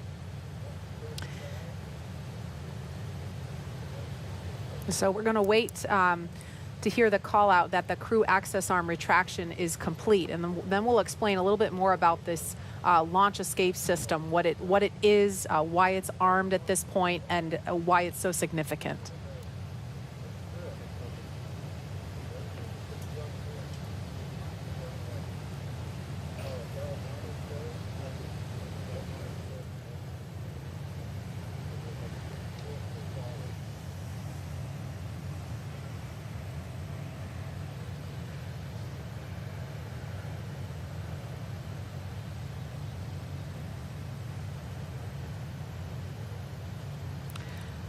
So again, we're at T-minus 41 minutes, 23 seconds and counting. We've just watched the crew access arm retract. That is the suspended walkway that attaches the rotating service structure to fixed service structure. The fixed service structure, excuse me, I'm talking shuttle speak, to the Crew Dragon capsule. So we watched the arm retract away. So now we see Crew Dragon. Crew arm stow is complete. And we heard confirmation that crew arm movement Dragon, is complete. SpaceX, with that call, you are go for Section 7, close visors and arm launch escape system. Let's go, folks. Okay, Dragon copies, moving to Section 7. So their confirmation from Core telling crew that they are allowed to move on. You hear us mention move on to Section 6, Section 7. That's simply making sure that everyone's on the same page in terms of which procedure we are now working toward.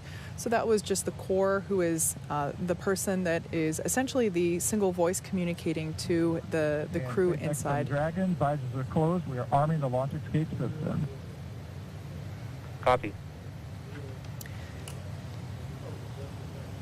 And there we heard Commander Mike Hopkins. Thank you. Commander Mike Hopkins informed that they are now closing their visors and now commanding the launch escape system to be armed. Now the launch escape system is basically the crew's path to safety in the event of an anomaly, quite simply. If we were to have an abort scenario here on the pad, we have demonstrated the efficiency and success of that system, having done a pad abort test. Previously, we did a launch escape system test mid-flight earlier, I believe it was January of this year. And so basically this is a system Launch that escape could system return... is verified armed.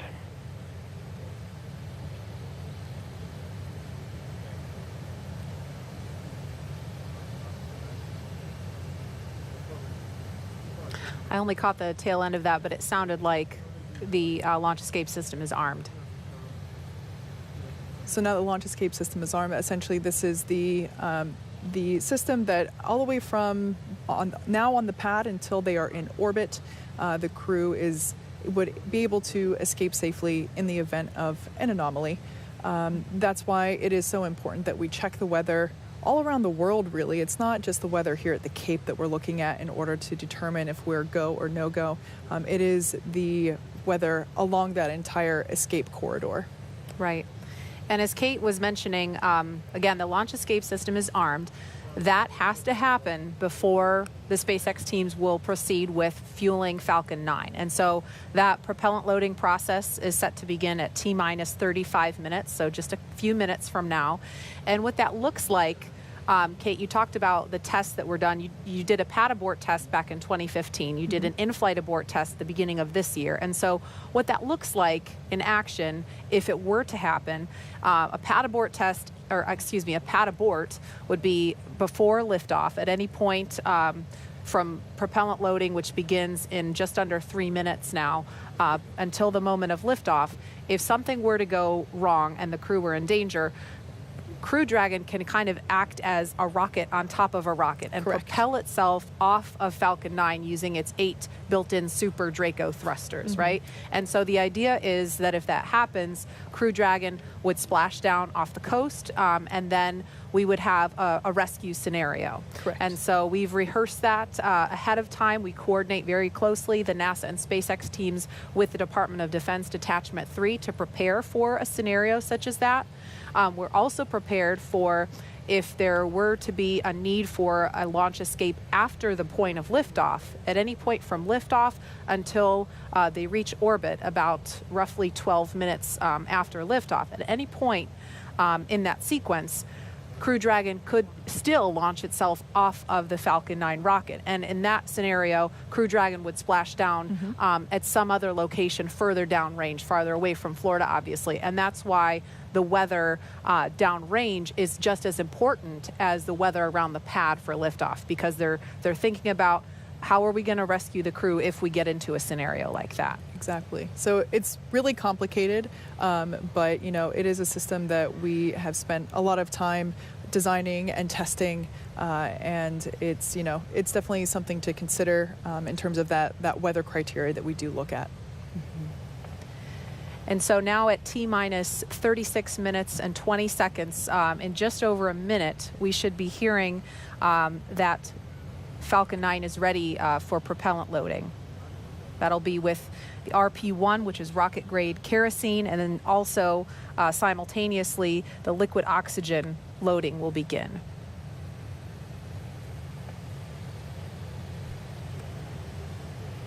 Once we begin loading that liquid oxygen, we'll see plumes of what will appear to be white smoke. It's actually the liquid oxygen vaporizing, turning from liquid form into gas form around the rocket itself in the rather humid Florida air. And Nicole, I know, we're just about 30 seconds from fueling, but from your perspective, obviously this launch escape capability is not something that the space shuttle had. So from an astronaut's perspective, what's your take on having the ability to abort from the pad or in flight? Yeah, I mean, it's awesome. It's what we need to be doing with our spacecraft. And I think anytime you can better ensure the survival of your crew in any situation during, launch and on the way to space, that's what we need to be doing. Launch auto sequence has started. Propellant load has started.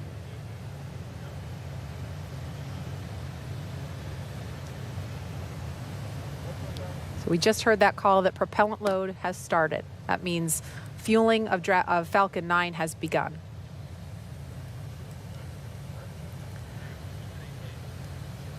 Okay, so we are now at T-minus 34 minutes, 34 seconds and counting. Fueling of Falcon 9 is underway. The launch escape system is armed.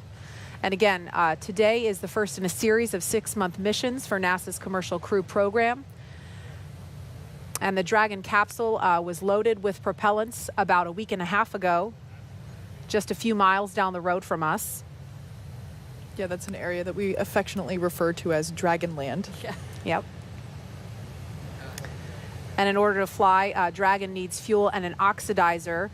So for the fuel we use, Kate, you're going to have to help me with these words. No I can't pronounce them. Yeah, so it's monomethylhydrazine, or MMH, and nitrogen tetroxide, or tetroxide, for also known as NTO, for the oxidizer. These are two propellants, a fuel and an oxidizer, that when they come into contact, they combust instantaneously. So it's a great propellant to use in spaceflight because you don't need an ignition source. So we use those propellants to maneuver Dragon on orbit, and those propellants super power the Draco engines, as well as the 8 Super Draco engines that would be utilized in the launch escape system in an abort scenario. And again, we want to be crystal clear. Now that fueling for Falcon 9 has started, that means that the 8 Super Draco engines built into Crew Dragon are ready, if needed, to launch the capsule away from the Falcon 9 rocket in an instant if there is any kind of emergency associated with the rocket or on the pad. Now let's go over to SpaceX headquarters in Hawthorne for an operations update. John? Well, we are counting down those final minutes, and everything is still looking good for Falcon 9 and Dragon for an on-time launch just under 33 minutes from now. As you heard, Falcon 9 began propellant loading right on time at T-minus 35 minutes. Now, the propellants that feed the Merlin engines that power Falcon 9 are 2 liquids. One liquid is the fuel, the other is an oxidizer. And that fuel is a refined form of kerosene, also referred to as RP1. Now, our oxidizer is densified liquid oxygen, also called LOX. Densified means it is kept much colder than typical for launch vehicles, and it takes up less volume. This allows for more oxidizer to be loaded into the first and second stages. Now, to ignite the fuel and oxidizer in the Merlin rocket engine, we use an ignition fluid called TTEB. When TTEB comes in contact with oxygen, it ignites, and it gives off a green-colored flame. Once we've got the flame going, we can then add the kerosene fuel into the chamber, and the engine goes to main power. And you might see the green flash just as the second stage engine ignites, following stage separation 2 minutes, 48 seconds into tonight's flight. Now, currently, we're early into propellant loading. The first stage fuel tank is about 10% full, and that first stage is the bottom 2/3 of the vehicle you can see on your screen. You've got the black carbon fiber landing legs, then the white propellant tanks of the first stage, topped off by that black cylinder, the inner stage. Now, liquid oxygen loading is also underway on the first stage. That loading will begin on the second stage, which you can see on your monitor, which is the cylinder, the white cylinder just above that black interstage. Liquid oxygen loading on stage 2 begins at T-minus 16.5 minutes. And we'll continue loading liquid oxygen on both stages until the last few minutes of the countdown. Helium loading into pressure vessels is also underway. We use that to pressurize the tanks in flight as the propellant is pulled out by the Merlin turbopumps. Now, on board the Dragon spacecraft, the astronauts are monitoring systems while propellant is loaded Cryohelium load. into the Falcon 9. And the call out you just heard, ground loading and the crew know that helium loading is going on the vehicle right now. So as I mentioned, the astronauts are listening to this right now. As part of their training in the simulator, we also can give them the playback of sounds that we've recorded in Dragon capsule during recent flights. Plus, they also had a discussion with Bob and Doug after their flight, who related what their flight experience was like earlier this year. Now out on the Eastern Range, we continue to hear they're green, ready to go. There are no problems, and they are go for launch. And finally, the weather, as I mentioned a little while ago, it's actually improved during the day. We're down to 20% probability of violation. The biggest thing we're watching is just in case in these last half hour, if a rain shower might spring up within a mile or two of the launch pad. But currently, the rain looks like it's holding off. The upper altitude winds are good, and the ground winds are very light. Now, as a reminder, today we have an instantaneous launch time. So at this point, if we hear a hold for any reason, we'll have to stand down and target our backup launch opportunity just under 3 days from now. But let's turn it over to Jesse and Leah for an overview of events after liftoff. Thanks, John. For Crew 1, the astronauts' flight to station will take about 27.5 hours, and their journey is much longer but fairly similar to the trip NASA astronauts Doug Hurley and Bob Behnken made earlier this year in Crew Dragon's first mission with humans aboard. As we await T0 in just about 29 minutes, the ground operations teams are doing a series of system checks to make sure both Dragon and Falcon 9 are ready for launch. You're looking at a live view of our teams at the Cape as they prepare for liftoff. Now, as we wait for the launch clock to hit 0, we wanted to give you an overview of what the ascent portion of the mission will look like. Once we hit T0 and a successful launch occurs, we will watch Falcon 9 and Dragon lift off from historic launch pad 39A and make their ascent. At about 50 seconds into flight, Falcon's 9 engines will throttle down to help pass through the period of maximum dynamic pressure on the rocket, or what we typically refer to as max Q. It's worth noting that once we hit max Q, the vehicle will be going supersonic. Once we are through the period of maximum dynamic pressure, we can throttle up our Merlin engines again. And from there, at about 2.5 minutes into flight, we have a series of 3 events that will happen in rapid succession. First is MECO, or main engine cutoff. This is where all 9 Merlin N1D engines shut off in preparation for stage separation, which is our second event. This is where the first stage detaches from the second stage, with the first stage making its way back to Earth for landing as the second stage continues on its journey with the third event. SES, or second stage engine start 1, is where the MVAC engine lights up and propels the second stage along with our Crew 1 astronauts to orbit. As Stage 2 heads towards its targeted drop-off orbit, Stage 1 will execute 2 burns in order to make its way back to Earth. The first is the entry burn, where 3 of the M1D engines will reignite and then shut down. This helps to slow the stage down in preparation for entry back into the Earth's atmosphere. While the first stage is heading back to Earth, the second stage will cut off its 1 Merlin engine that was ignited right after stage separation. Once this happens, we will wait for confirmation of a good orbital insertion. And about 90 seconds after Dragon gets into orbit, Falcon 9 will land back on Earth. The landing burn, which is a single engine burn, will bring the vehicle's speed down rapidly in order to land on the drone ship about 9.5 minutes into the mission. While Falcon 9 first stage is landing, Dragon is preparing to separate from the second stage. At about 3 minutes after the second stage gets into orbit, we should have a great view of Dragon with its 4-person crew drifting away from the second stage. Once Dragon is a short distance away, it will begin checking out its Draco maneuvering thrusters to make sure Dragon continues to increase separation distance from the second stage. It's worth noting that these are not the Super Draco engines that would be used during an abort scenario. And about 40 seconds after separation, Dragon's nose cone deploy sequence will begin. It will take roughly 4 minutes for the nose cone hooks to unlatch and open, exposing its guidance navigation controls, or GNC, that will help Dragon autonomously fly to the space station. And lastly, once the nose cone is deployed, the remaining Draco thrusters on the forward bulkhead will be checked. From there, over the next 27.5 hours, Dragon will begin its approach phase, undergoing a number of phasing burns as it makes its way to station. All of that will be coming up soon. Stage 2 cryohelium load. And confirmation, stage 2 cryohelium being loaded now. But for now, let's check back in with Marie at Kennedy Space Center. Marie? All right, thank you, Leah. If you're just joining us, we are now at T-minus 25 minutes, 5 seconds and counting from the second astronaut launch from U.S. soil this year, and the first with 4 astronauts aboard Crew Dragon. We want to go over to NASA's Garvey McIntosh. She is standing by in Japan to speak live with the president of JAXA. Garvey, are you with us? Yes, I am. Thank you, Marie. Hello, I'm here in Tokyo, Japan. This is Garvey McIntosh, and I'm going to interview JAXA President, Dr. Hiroshi Yamakawa. Dr. Yamakawa, konnichiwa. Konnichiwa. Could you tell us about the partnership between JAXA and NASA? Oh, thank you very much for your question. The U.S. and Japan have built a close relationship in the aerospace field for more than 50 years.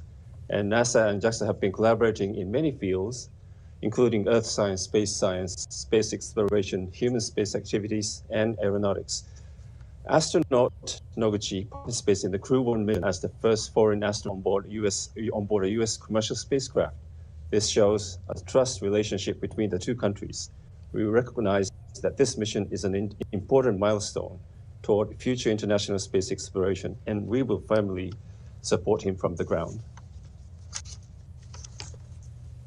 Thank you very much. Could you tell us a little bit more about today's mission and what the mission represents for Noguchi-san? Well, as the first Japanese astronaut on board 3 different spacecraft, Space Shuttle, Soyuz, and Crew Dragon, I'm sure he will play an outstanding role based on past experiences. Experiments on the ISS are expected to contribute to the advancement of people's lives on Earth. Protein crystal growth experiments in microgravity environment may lead to the development of new medicine. Japanese private companies are also getting to use the experiment module Kibo for the initiatives. We expect that we will the utilization of Kibo. Thank you. Thank you. And last question, looking a little bit towards the future. I know recently Japan, along with 7 other countries, including the United States, recently signed the Artemis Accords. Can you tell us a little bit more about the Artemis Accords and what that means for future space exploration? Well, last month in October, the Japanese government signed the Artemis Accords, representing the strong partnership as one of the first countries to join in the future international space exploration. Well, I think Japan has expertise in human and robotic space technologies accumulated through our experiences, TV and Hayabusa 2. And we continue to move forward with technical considerations with NASA and other international partners. In addition to the field of human spaceflight, we will continue and deepen our cooperation with NASA and our international partners in order to explore the new era of space and contribution to our society on Earth. Thank you very much. Well, thank you very much, and arigatou gozaimashita. Thank you for your time this morning, and I'll pass it back to you, Tamira. Thank you, and back. All right, so we just took a look at numbers across all of our social channels, and there are over 500,000 people tuning into this broadcast right now. And the hashtag LaunchAmerica is trending at number 20 on Twitter, last time we checked. And Marie, Kate, Nicole, I've got some great photos rolling in, and I have a few that I just have to share right now. So take a look at this first one. We've got this little explorer asking if there's room for one more on the mission. Aww. I love it. I know. Let's go to the next one. We've seen so many cute space pups today, and this corgi and its little NASA onesie is just the icing on the cake. Yes. I can't get enough space dogs, so. Okay, let's go next. How incredible is this little patriotic astronaut holding the flag? Now, y'all, this one definitely made me pretty emotional in the first time I saw. Yeah. Okay, last one. Check out how awesome Kiana looks in her blue flight suit, and, I mean, wishing her hero, Victor Glover, well on his Launch America mission. So, you've seen it there, and for those of you at home, thank you for sharing a piece of what this mission means to you with us. And in these final moments, let's check in with Shaniqua at Mission Control in Houston. Shaniqua, what's the latest? Thanks, Tahira. The space station team here in Houston is focused, and critical systems on the station continue to function normally. The teams have verified the command path from the ground up through the constellation of communication satellites to the station. Everything is nominal, and the station will be ready to receive Dragon tomorrow. NASA Flight Director Anthony Varia has been leading the operations planning between the joint NASA and SpaceX teams for the Crew 1 mission. And with the mission about to begin, he passed along this to the teams. No matter the spacecraft, our jobs remain the same. We will protect the crew, we will protect the vehicle, and we will perform our mission. We remain tough and competent. We operate with resilience. Anthony and team are on console here in Mission Control for launch and will be back tomorrow for docking. A reminder that a launch today will take about 27.5 hours to get to station, docking Monday to the Node 2 forward port scheduled at 10 p.m. Central Time, 4 a.m. GMT. Once Dragon is fully docked to the station, the team here in Houston will assist the Dragon and space station astronauts with leak checks as they work to open hatches on both Dragon and inside the station's pressurized mating adapter. We expect hatch open to take approximately 2 hours after docking. That's it for us here in Mission Control Houston. I'll send it back over to the team in Florida. Marie? All right, thank you so much, Shaniqua. We are inside of T-minus 19 minutes until launch. So exciting. We started the day with 50% probability of launch, and now we're up to 80% chance of the weather cooperating. So we are so excited. I know we're going to be turning our attention solely to the pad and going over to Hawthorne to take us through the final count. But one thing that really stuck out to me earlier, and I wanted to mention, when Shannon was talking about her path to becoming an astronaut, she talked about how she was 4 years old when she decided that that's what I want to do. And it really stuck out to me because my 4-year-old daughter is watching and she's dreaming about becoming an astronaut. And it's so special for, I think, especially for little girls, maybe I'm biased, but to be able to have a role model like Shannon and like you, Nicole, because at the time when Shannon was 4 years old, women weren't astronauts. Yeah. And what an amazing time to be in when little girls have women to look up to, and African-American children have Victor Glover to look up to and see that, they're represented and they can do this too. Yeah, and I think NASA and the world of space exploration, from the human spaceflight side for sure, has been, over the years, just so progressive in understanding how this diversity is so important. And I love thinking about your 4-year-old daughter watching launch tonight and being excited about this. And I'm thankful to be here tonight with you two ladies kind of representing. I'm super excited. I have seen SpaceX launches before. I've seen shuttle launches before, but I've never been this close to the launch pad. And my palms are sweaty with excitement. And it's going to be incredible. Night launches here, they just light up the sky. And so I'm super excited, and I can't even imagine. I think a lot about Victor Glover this evening because, as we said before, this is his first time going to space. He has thousands of hours as a test pilot, like a super impressive resume, and this is his first time going to space, and I'm so excited for him to be part of this mission and get to go to the ISS after a long wait. Yeah, and that is a beautiful destination. Let me just tell you that the four of them are going to, do amazing work there. And it's been mentioned a couple times before, this partnership that we have that's allowing us to do such incredible things that are just ultimately about improving life on Earth. It's very Absolutely. Cool. And Nicole, I think it's worth mentioning, we didn't talk about this earlier, and I know you are a very humble person and you're focused on the crew that's on the pad right now, but you are the last resident International Space Station crew member to launch from and then land back on U.S. soil. So I think that's significant. Yeah, as a shuttle crew member, and it's kind of weird to think that was that long ago, but I don't think any crew members goes into it thinking about what first or last it is. Yeah. But I'll tell you, having worked at Kennedy Space Center for 10 years as a NASA engineer, and to be able to support a mission like that, and be here watching this tonight, really historic event. This is the place where we learn, that there is a solution to every challenging problem. And in the words of a person I mentioned earlier, Mr. Honeycutt, here's how we can, not why we can't. And that's what we saw go on tonight as well. Absolutely. And with T-minus 15 minutes, 10 seconds and counting to liftoff, we want to focus in on the pad as we proceed through the final stretch of the countdown. We will turn it over to Hawthorne to take us through launch at 7:27 this evening, Eastern Time. John? Thanks, Marie. As Marie mentioned, everything is looking good for launch of Falcon 9 and Dragon. It's going to come at 27 minutes and 17 seconds after the hour, just a little under 15 minutes from now. We began propellant loading on Falcon 9 on time at T-minus 35 minutes. You may have heard earlier the call out. The fuel is completely loaded on the second stage, so the RP-1 kerosene fuel is complete. We also got the start right on time 2 minutes ago of liquid oxygen loading onto the second stage. Now on the first stage that you can see with the white plumes coming off of it, fuel loading is continuing. We're about half complete with fuel load. That'll finish in 8 minutes at T-minus 6.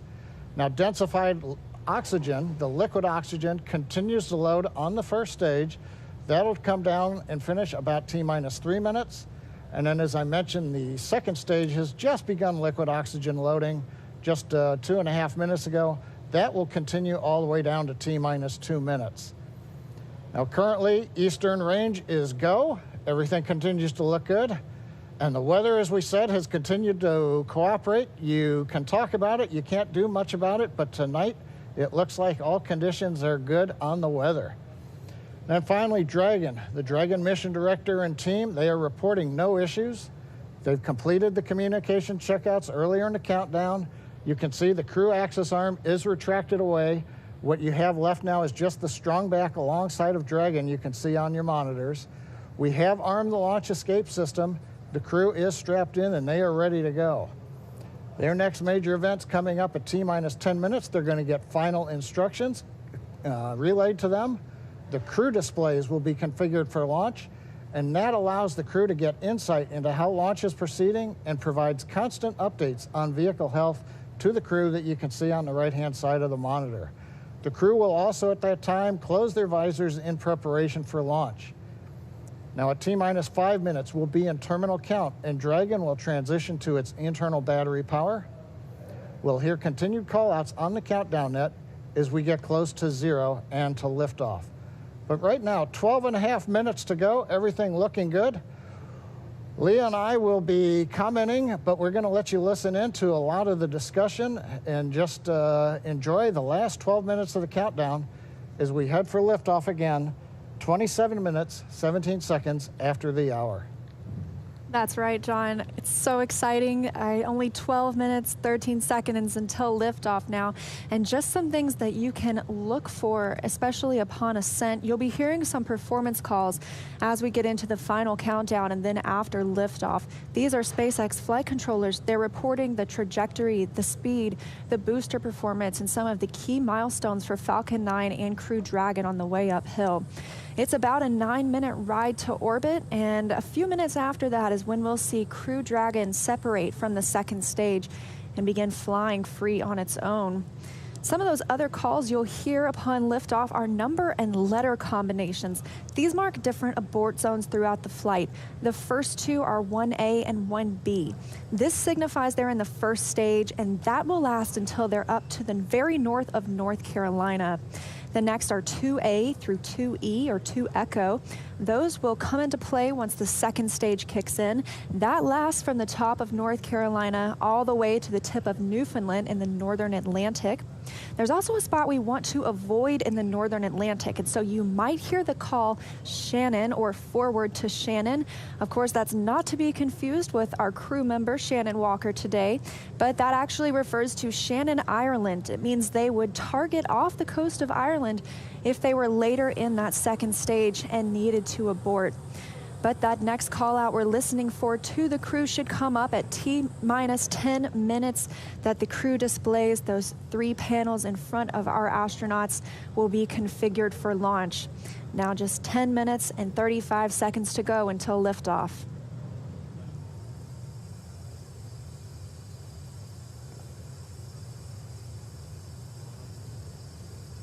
Also, as John and I mentioned, that stage 2 fuel load is complete. Stage 1 is at about 90%. Liquid oxygen load on the second stage is about 40%, and on the first stage, about 85%.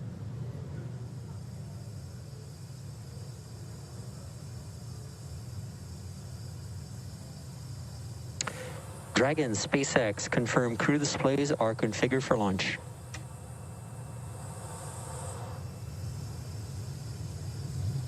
And SpaceX, this is Dragon. Displays are configured for launch. Copy, Resilience. We're honored to have you as our crew as we begin operational missions to the ISS. Have an amazing trip and know that we are all for one. Thanks, Jay. And to all the people at NASA and SpaceX, by working together through these difficult times, you've inspired the nation, the world, and in no small part, the name of this incredible vehicle, Resilience. And now it's time for us to do our part, Crew One for all. Copy all. Thanks, Hopper. That was the voice of Commander Mike Hopkins confirming those crew displays are configured, and that T-minus 10 minutes was another check for the Falcon 9 launch commit criteria. It was checked by some computers. It was the last check of a wide variety of the Falcon system data to make sure we are go. From here on, we continue to count down until T-minus 7 minutes when the pre-valves open.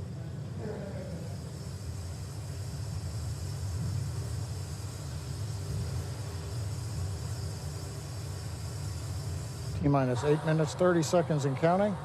As Liam mentioned, the next major event at T-minus 7 minutes, we will open the pre-valves. Currently, the Merlin engines on the first stage are isolated by valves that are between the propellant tanks and with the Merlin engines. We'll open the pre-valves. That'll allow us to begin passing a small amount of liquid oxygen through the inlet of the turbo pumps. That'll chill them down to get them ready for when we bring the pumps up to full speed at T-minus 2 seconds. We want to make sure that the pumps are chilled so that there's not any opportunity for the liquid oxygen to possibly get in contact with a warm pump and turn into gas, something you want to avoid on a turbo pump. 7 minutes and 40 seconds now to liftoff. We're still watching those fuel levels tick up, and in the first stage, we're almost at 100% of that densified kerosene. As we mentioned, second stage is full. First stage fueling should be complete for that RP1 at about T-minus 6 minutes.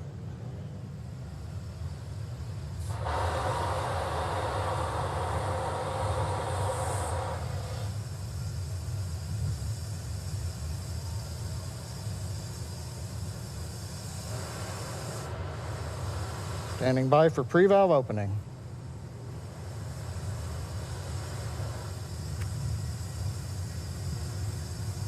Stage 1 engine chill has started.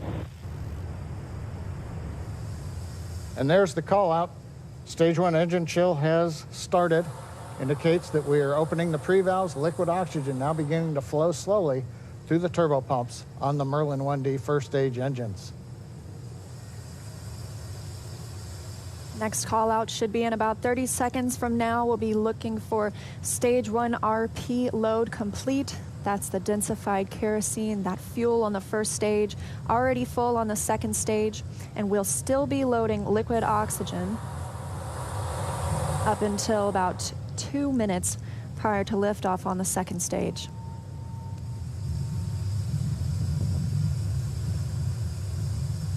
Standing by for that fuel call. Stage 1 fuel load is complete. Okay, right on time, and a great view of Dragon sitting on top of the Falcon 9 as we're continuing to load liquid oxygen onto both the first and second stages. The RP-1 kerosene fuel is now completely loaded on both Stage 1 and Stage 2. All continues to go well, just under 6 minutes to launch.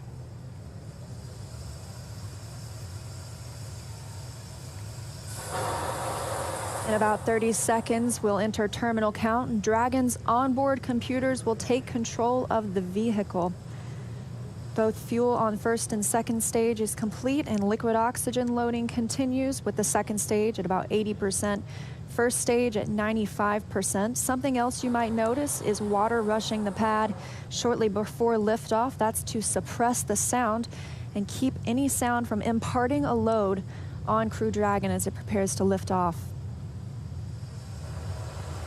Dragon is in configure for terminal count. Dragon is on internal power. Falcon 9 propellant tanks are pressurizing for strongback retract. Good confirmation that Dragon is on internal power, and now we'll be looking for a major milestone before we launch today. That'll be the strongback retract. John, you want to tell us a little bit more about that? Yeah, Leah, if we get a close-up of the Dragon at second stage. Strongback is retracting. We've heard the call out, strongback retracting. That's a two-step sequence. First, there are clamp arms around the very top of the second stage. You can see one of them just above the gaseous oxygen vapors coming out of the second stage. Those arms will open up, and then just inside of T-minus 4 minutes, once the arms are released, we'll begin to retract the strongback alongside the vehicle.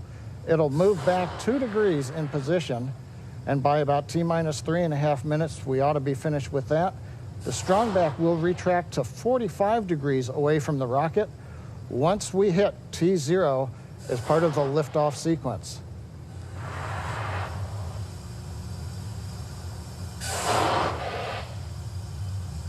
And at T-minus 3 minutes, Right now, we're waiting for the retract. And there you can see the strongback is beginning to move away from the vehicle.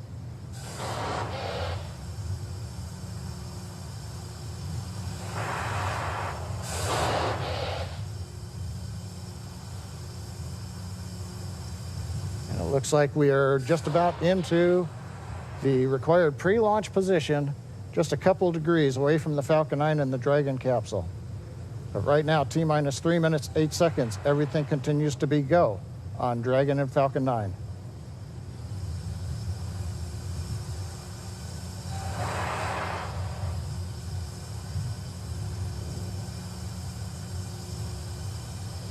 Currently standing. Dragon is in terminal count. And Dragon is in terminal count, and we are standing by to hear that Stage 1 liquid oxygen loading is complete. Stage 1 LOX load is complete. And there we have it, and Stage 2 should finish shortly after at about 2 minutes prior to liftoff. So now the last major event is finished liquid oxygen loading on Stage 2. It wraps up at about T-minus 2 minutes. Then at about T-minus a minute and a half, we have to drain back and vent down the liquid line that goes up the strongback alongside the Falcon 9. If you see a large white cloud about midway down around the rocket, that's normal. That's, again, just the gaseous oxygen hitting the warm, moist Florida air.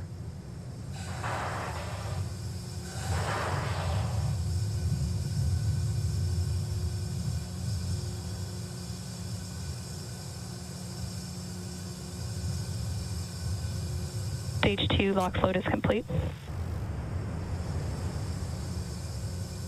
Dragon is in auto idle. And good calls that Stage 2 liquid oxygen load is complete. That means we have full fuel on the first and second stages, that densified kerosene, and we're full of the oxidizer. Liquid oxygen on the first and second stage as well. Now just a minute and 20 seconds until liftoff today. And as you can hear those sounds, like Soichi Noguchi said, the vehicle is alive. Coming up in 10 seconds, we'll look to hear that Dragon is in countdown. And Falcon 9 is in startup.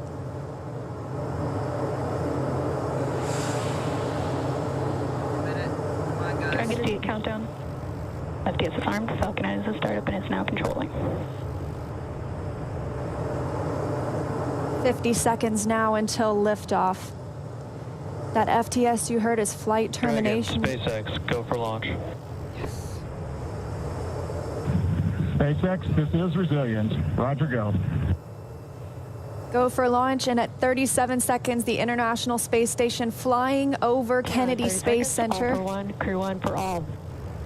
Crew Dragon poised to go catch it. Let's go, folks.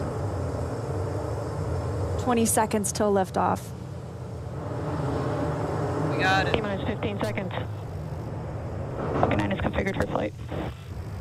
10, 9, 8, 7, 6, 5, 4, 3, 2, 1, 0.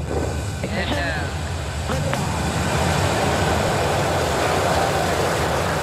And resilience rises.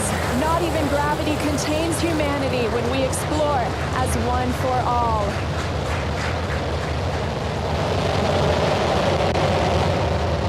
M1E propulsion is nominal. That's the word we want to hear. Stage 1 propulsion is nominal.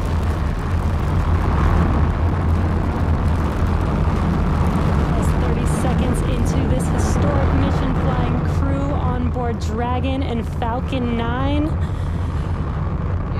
Stage 1 is preparing to throttle down. This is in preparation for max Q, which is maximum aerodynamic pressure. Stage 1, throttle down. There's that call out for throttle down. Power and telemetry continue to be nominal for the vehicle, now traveling at 262 meters per second. Falcon 9 is supersonic. There's that call out. The Falcon 9 is supersonic, and we will be passing through max Q here shortly, the largest structural load during ascent. Max Q. There's that call out.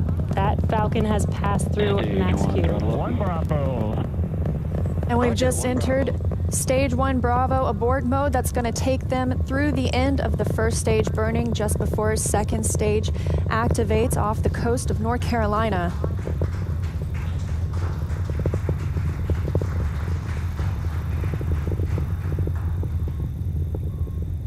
T plus 1 minute and 40 seconds into flight. Dragon and Falcon 9 traveling 709 meters per second. That call that MVAC chill is underway, the Merlin vacuum engine. Now with the call out of MVAC de-chilling, similar to what we saw in the first stage Merlin engines, the second stage engine being prepared for its ignition coming up in just over 30 seconds from now. We're a half a minute away from 3 quick events in rapid succession. We're going to get main engine cut off. The 9 Merlin engines will throttle down and then shut down. We're going to get stage separation. Stage 1, throttle down. And then ignition of the second stage engine. We've begun the throttle down in preparation for stage separation.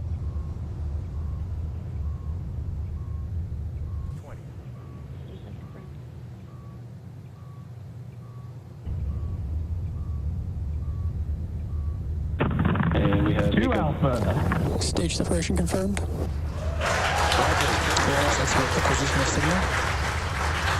And you see that stage separation has confirmed. There goes that MVAC engine. Stage 2. Crew 1 is now on their way to the International Space Station.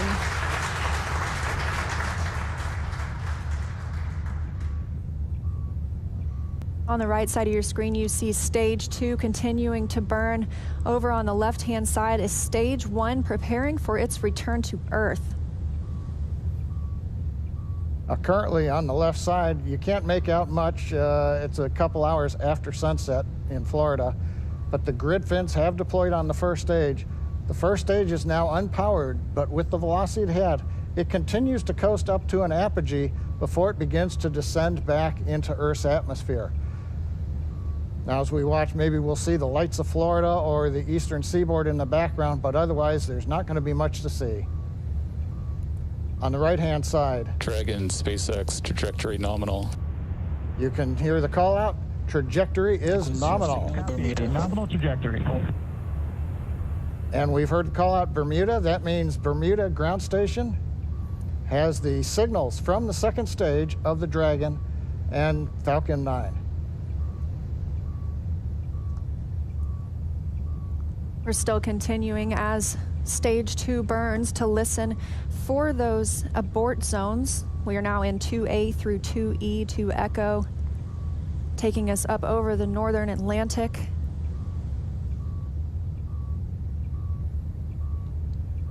Right now you can see the second stage engine glowing with the standard red that we have come to see over all these missions. Indicates everything's looking good. Power on the MVAC-D engine continues to run at 220,000 pounds of thrust in the vacuum of outer space. Dragon SpaceX, trajectory nominal. And trajectory nominal. Copy, nominal trajectory. And we hear the reply from the crew acknowledging we have a nominal trajectory. Dragon made it to the Falcon 9 second stage, heading into the low Earth orbit, where Dragon will then separate and begin its trip the rest of the way to the space station. We'll be looking for SECO, second stage engine cutoff, coming up at 8 minutes and 48 seconds after launch today, so about 3.5 minutes from now. Dragon and Falcon 9, second stage, currently flying 2,979 meters per second. Now, currently, the first stage has begun its descent. It is through apogee. It's beginning to come back down, where it coming up in another couple of minutes, we will have the entry burn, where we begin to slow down the first stage. SpaceX, trajectory nominal. Copy, nominal trajectory. Another call out, another nominal trajectory, just what we love to hear. That voice you're hearing on board Dragon, that's Commander Mike Hopkins, speaking for our 4-person crew as they continue their journey, now 6 minutes and 12 seconds after liftoff. Trajectory still nominal. And Leah, you can see on the indicator altitude, 201 kilometers. We're now beginning to essentially level out and pick up velocity to get us into low Earth orbit.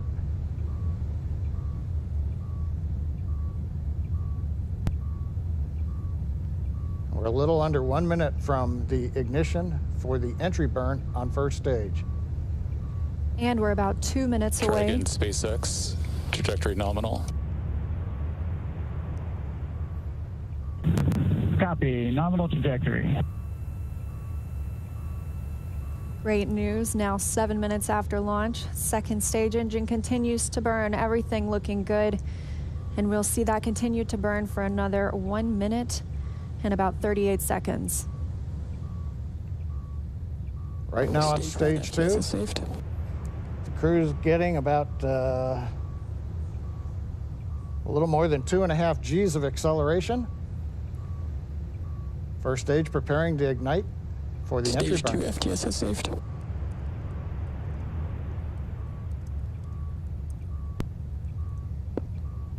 And here comes the first stage. And we've got ignition of the entry burn, center engine, followed by the other 2 restart engines. First stage now getting ready to re-enter the Earth's atmosphere. This is about a 29-second burn, and it's designed to slow the vehicle way down. We're going to shed about 70% of the velocity of that dropping first stage by the time this landing burn completes.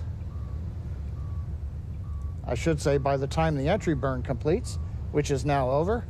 First stage on target for the drone ship in the Atlantic Ocean. Meanwhile, we're watching second stage getting close to getting into orbit. That's right, we've got about 30 seconds more. Internal guidance. And now just about 20 seconds more of stage 2 continuing to burn until we see second stage engine cutoff, or SECO. We'll coast for a few minutes afterward to allow the rates in motion to... Roger, Shannon. There's that call for Shannon. That's Shannon, Ireland, an abort zone, but it looks like we continue smoothly to orbit today.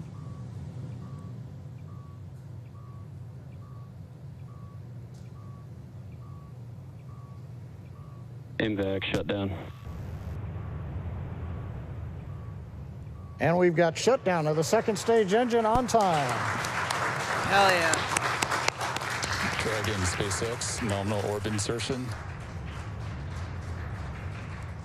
Launch escape system is disarmed. And SpaceX copies. And Leah, the words we like to hear, a nominal orbit insertion. That's right, John. Nominal orbit insertion, as we mentioned, stage 2. Oh, looks like some action on stage 1.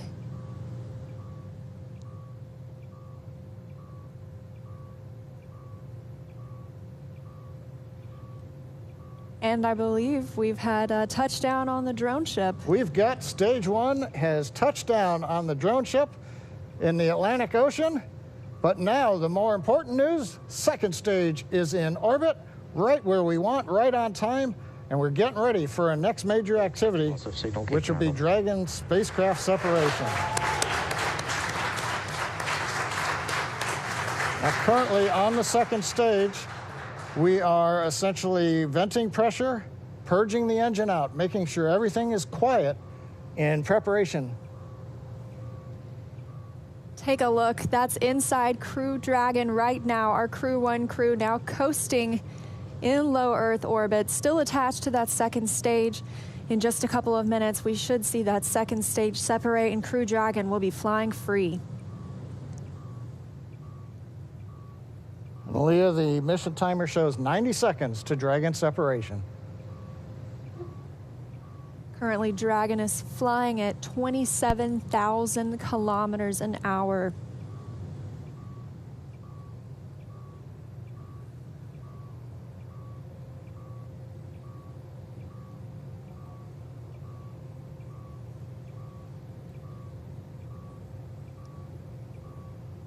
And we're T plus 11 minutes since liftoff today, waiting on that second stage separation. But as you can see, our astronauts from left to right, Shannon Walker, Victor Glover, Mike Hopkins, and Soichi Noguchi, now on their way to the International Space Station. First trip to space for Victor Glover. Acquisition of signal in Newfoundland. And that call out, acquisition of signal in Newfoundland. That means the Newfoundland ground station is now receiving telemetry from Dragon. This view inside Mission Control Hawthorne. Teams continuing to monitor the vehicle, now traveling at almost 27,000 kilometers an hour.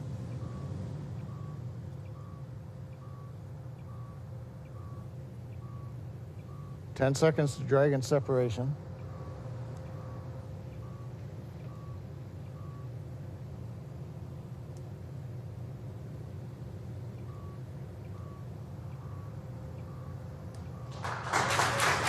Dragon separation confirmed.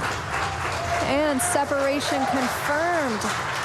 You can see that second stage departing. Crew Dragon leaving it behind. Separation confirmed.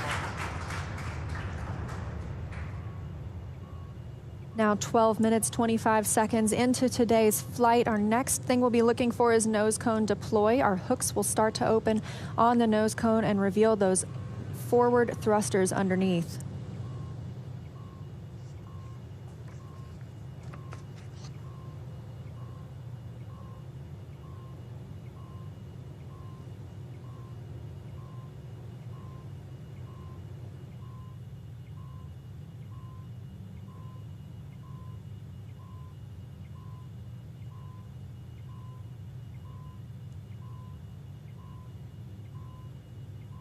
Thirteen minutes into today's mission, the view on the right-hand side of your screen coming from Crew Dragon. We had that short look at the second stage as it departed. That second stage will burn up upon re-entry into Earth's atmosphere.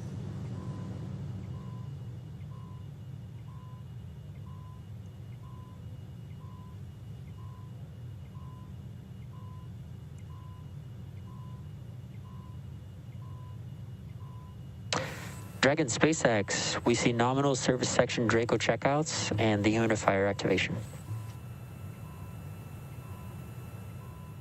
And SpaceX, this is Dragon. We copy all, and we see the same. And ladies and gentlemen, they are successfully in Information orbit. from teams on the ground and the crew. You can see them monitoring those 3 display panels, monitoring their journey to the International Space Station and where they are in the world right now, or over the world, I should say.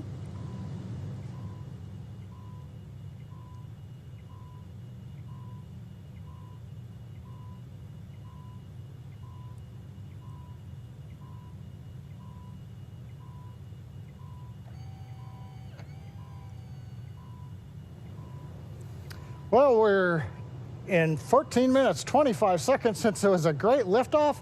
Everything happened. We had a nominal insertion into low Earth orbit. You saw Dragon separate. We got the Draco checkouts were good. And right now we're hearing the nose cone hooks are opening up. Everything is happening right per the procedure. And we've got Crew 1 successfully on orbit. So with that, let's head over to our counterparts at Kennedy Space Center. Marie, how was that launch for you all there on the ground? Oh my gosh, John, it just took our breath away. I mean, we could just turn right around in our seats and watch. We got up away from the desk to get a better look. And then we actually could see the booster coming back down. Yeah, that was outstanding. Outstanding. And I don't even know what to say. High five. We're like high-fiving through the shield here. High five. My husband texted me a picture of my daughter watching liftoff. It was just, I'm emotional. Seeing that. And went on the first attempt. How often does that happen in human space flight? As it should. I'm very happy. It has been a long day, but just to be able to stand there and actually feel the rocket pounding the air around you was just incredible. And then looking at the light too long, I couldn't see the MVAC ignition, so I still have spots in my eyes. And then the views inside the capsule too, with the 4 of them, looking kind of mellow, but you could see Victor's kind of letting his arms do a little bit of the floaty thing. I bet he cannot wait to get out of his seat. Well, he's going to get a chance to here shortly. So he's officially on his way on his first space flight. So Incredible. Victor, Mike, Shannon, and Soichi are now on course to arrive at the International Space Station just tomorrow, Monday, November 16th, around 11 p.m. Eastern Time. And we're going to stay live on air for continuous live coverage along their entire ride to station. Though our coverage here at Kennedy Space Center will conclude, we're going to turn it over to the teams in Hawthorne and Houston to take us through the next phases of the Crew 1 mission, all the way through hatch opening and a welcome ceremony for the crew. Now, for those of you watching online via YouTube, take a look at the description below the video. There you'll find the new link for our Crew 1 rendezvous phase, and we'll be continuing live coverage at that new location shortly. But if you're watching on NASA TV, like my parents, you won't notice a thing, and your coverage will continue. That's right. And as you follow along, we also invite you to tune into a post-launch news conference at 9 o'clock p.m. Eastern Time, right here on NASA TV, where NASA and SpaceX will take questions live. And in addition to NASA TV, of course, you can always follow along on Twitter at @NASA and nasa.gov for continuous mission updates. We thank you all so much for watching. To all of our commentators, Nicole, special thanks to you for being here. My pleasure, ladies. Let's do it again. Oh, please, yes. Well, we'd love to have you back. Here now are some highlights from the incredible journey that's just begun. Here's our first live look inside the suit-up room. Crew Dragon Commander Mike Hopkins was born in Lebanon, Missouri. Pilot Victor Glover is a native of Pomona, California. And mission specialist Shannon Walker is from Houston, Texas. Mission specialist Soichi Noguchi is from Yokohama, Kanagawa, Japan. And here they come, walking down the hall. Everyone's looking quite peppy there. Yeah, so cool. They're looking for people. They're looking for the people that have helped them all along the way, too, and wanting to make eye contact. Here they come, the Crew 1 astronauts now beginning their journey to the launch pad ahead of this historic mission to the International Space Station. This is Core on Countdown 1 for timeline. The crew is departing for the pad on schedule. Alrighty, guys. I hope you guys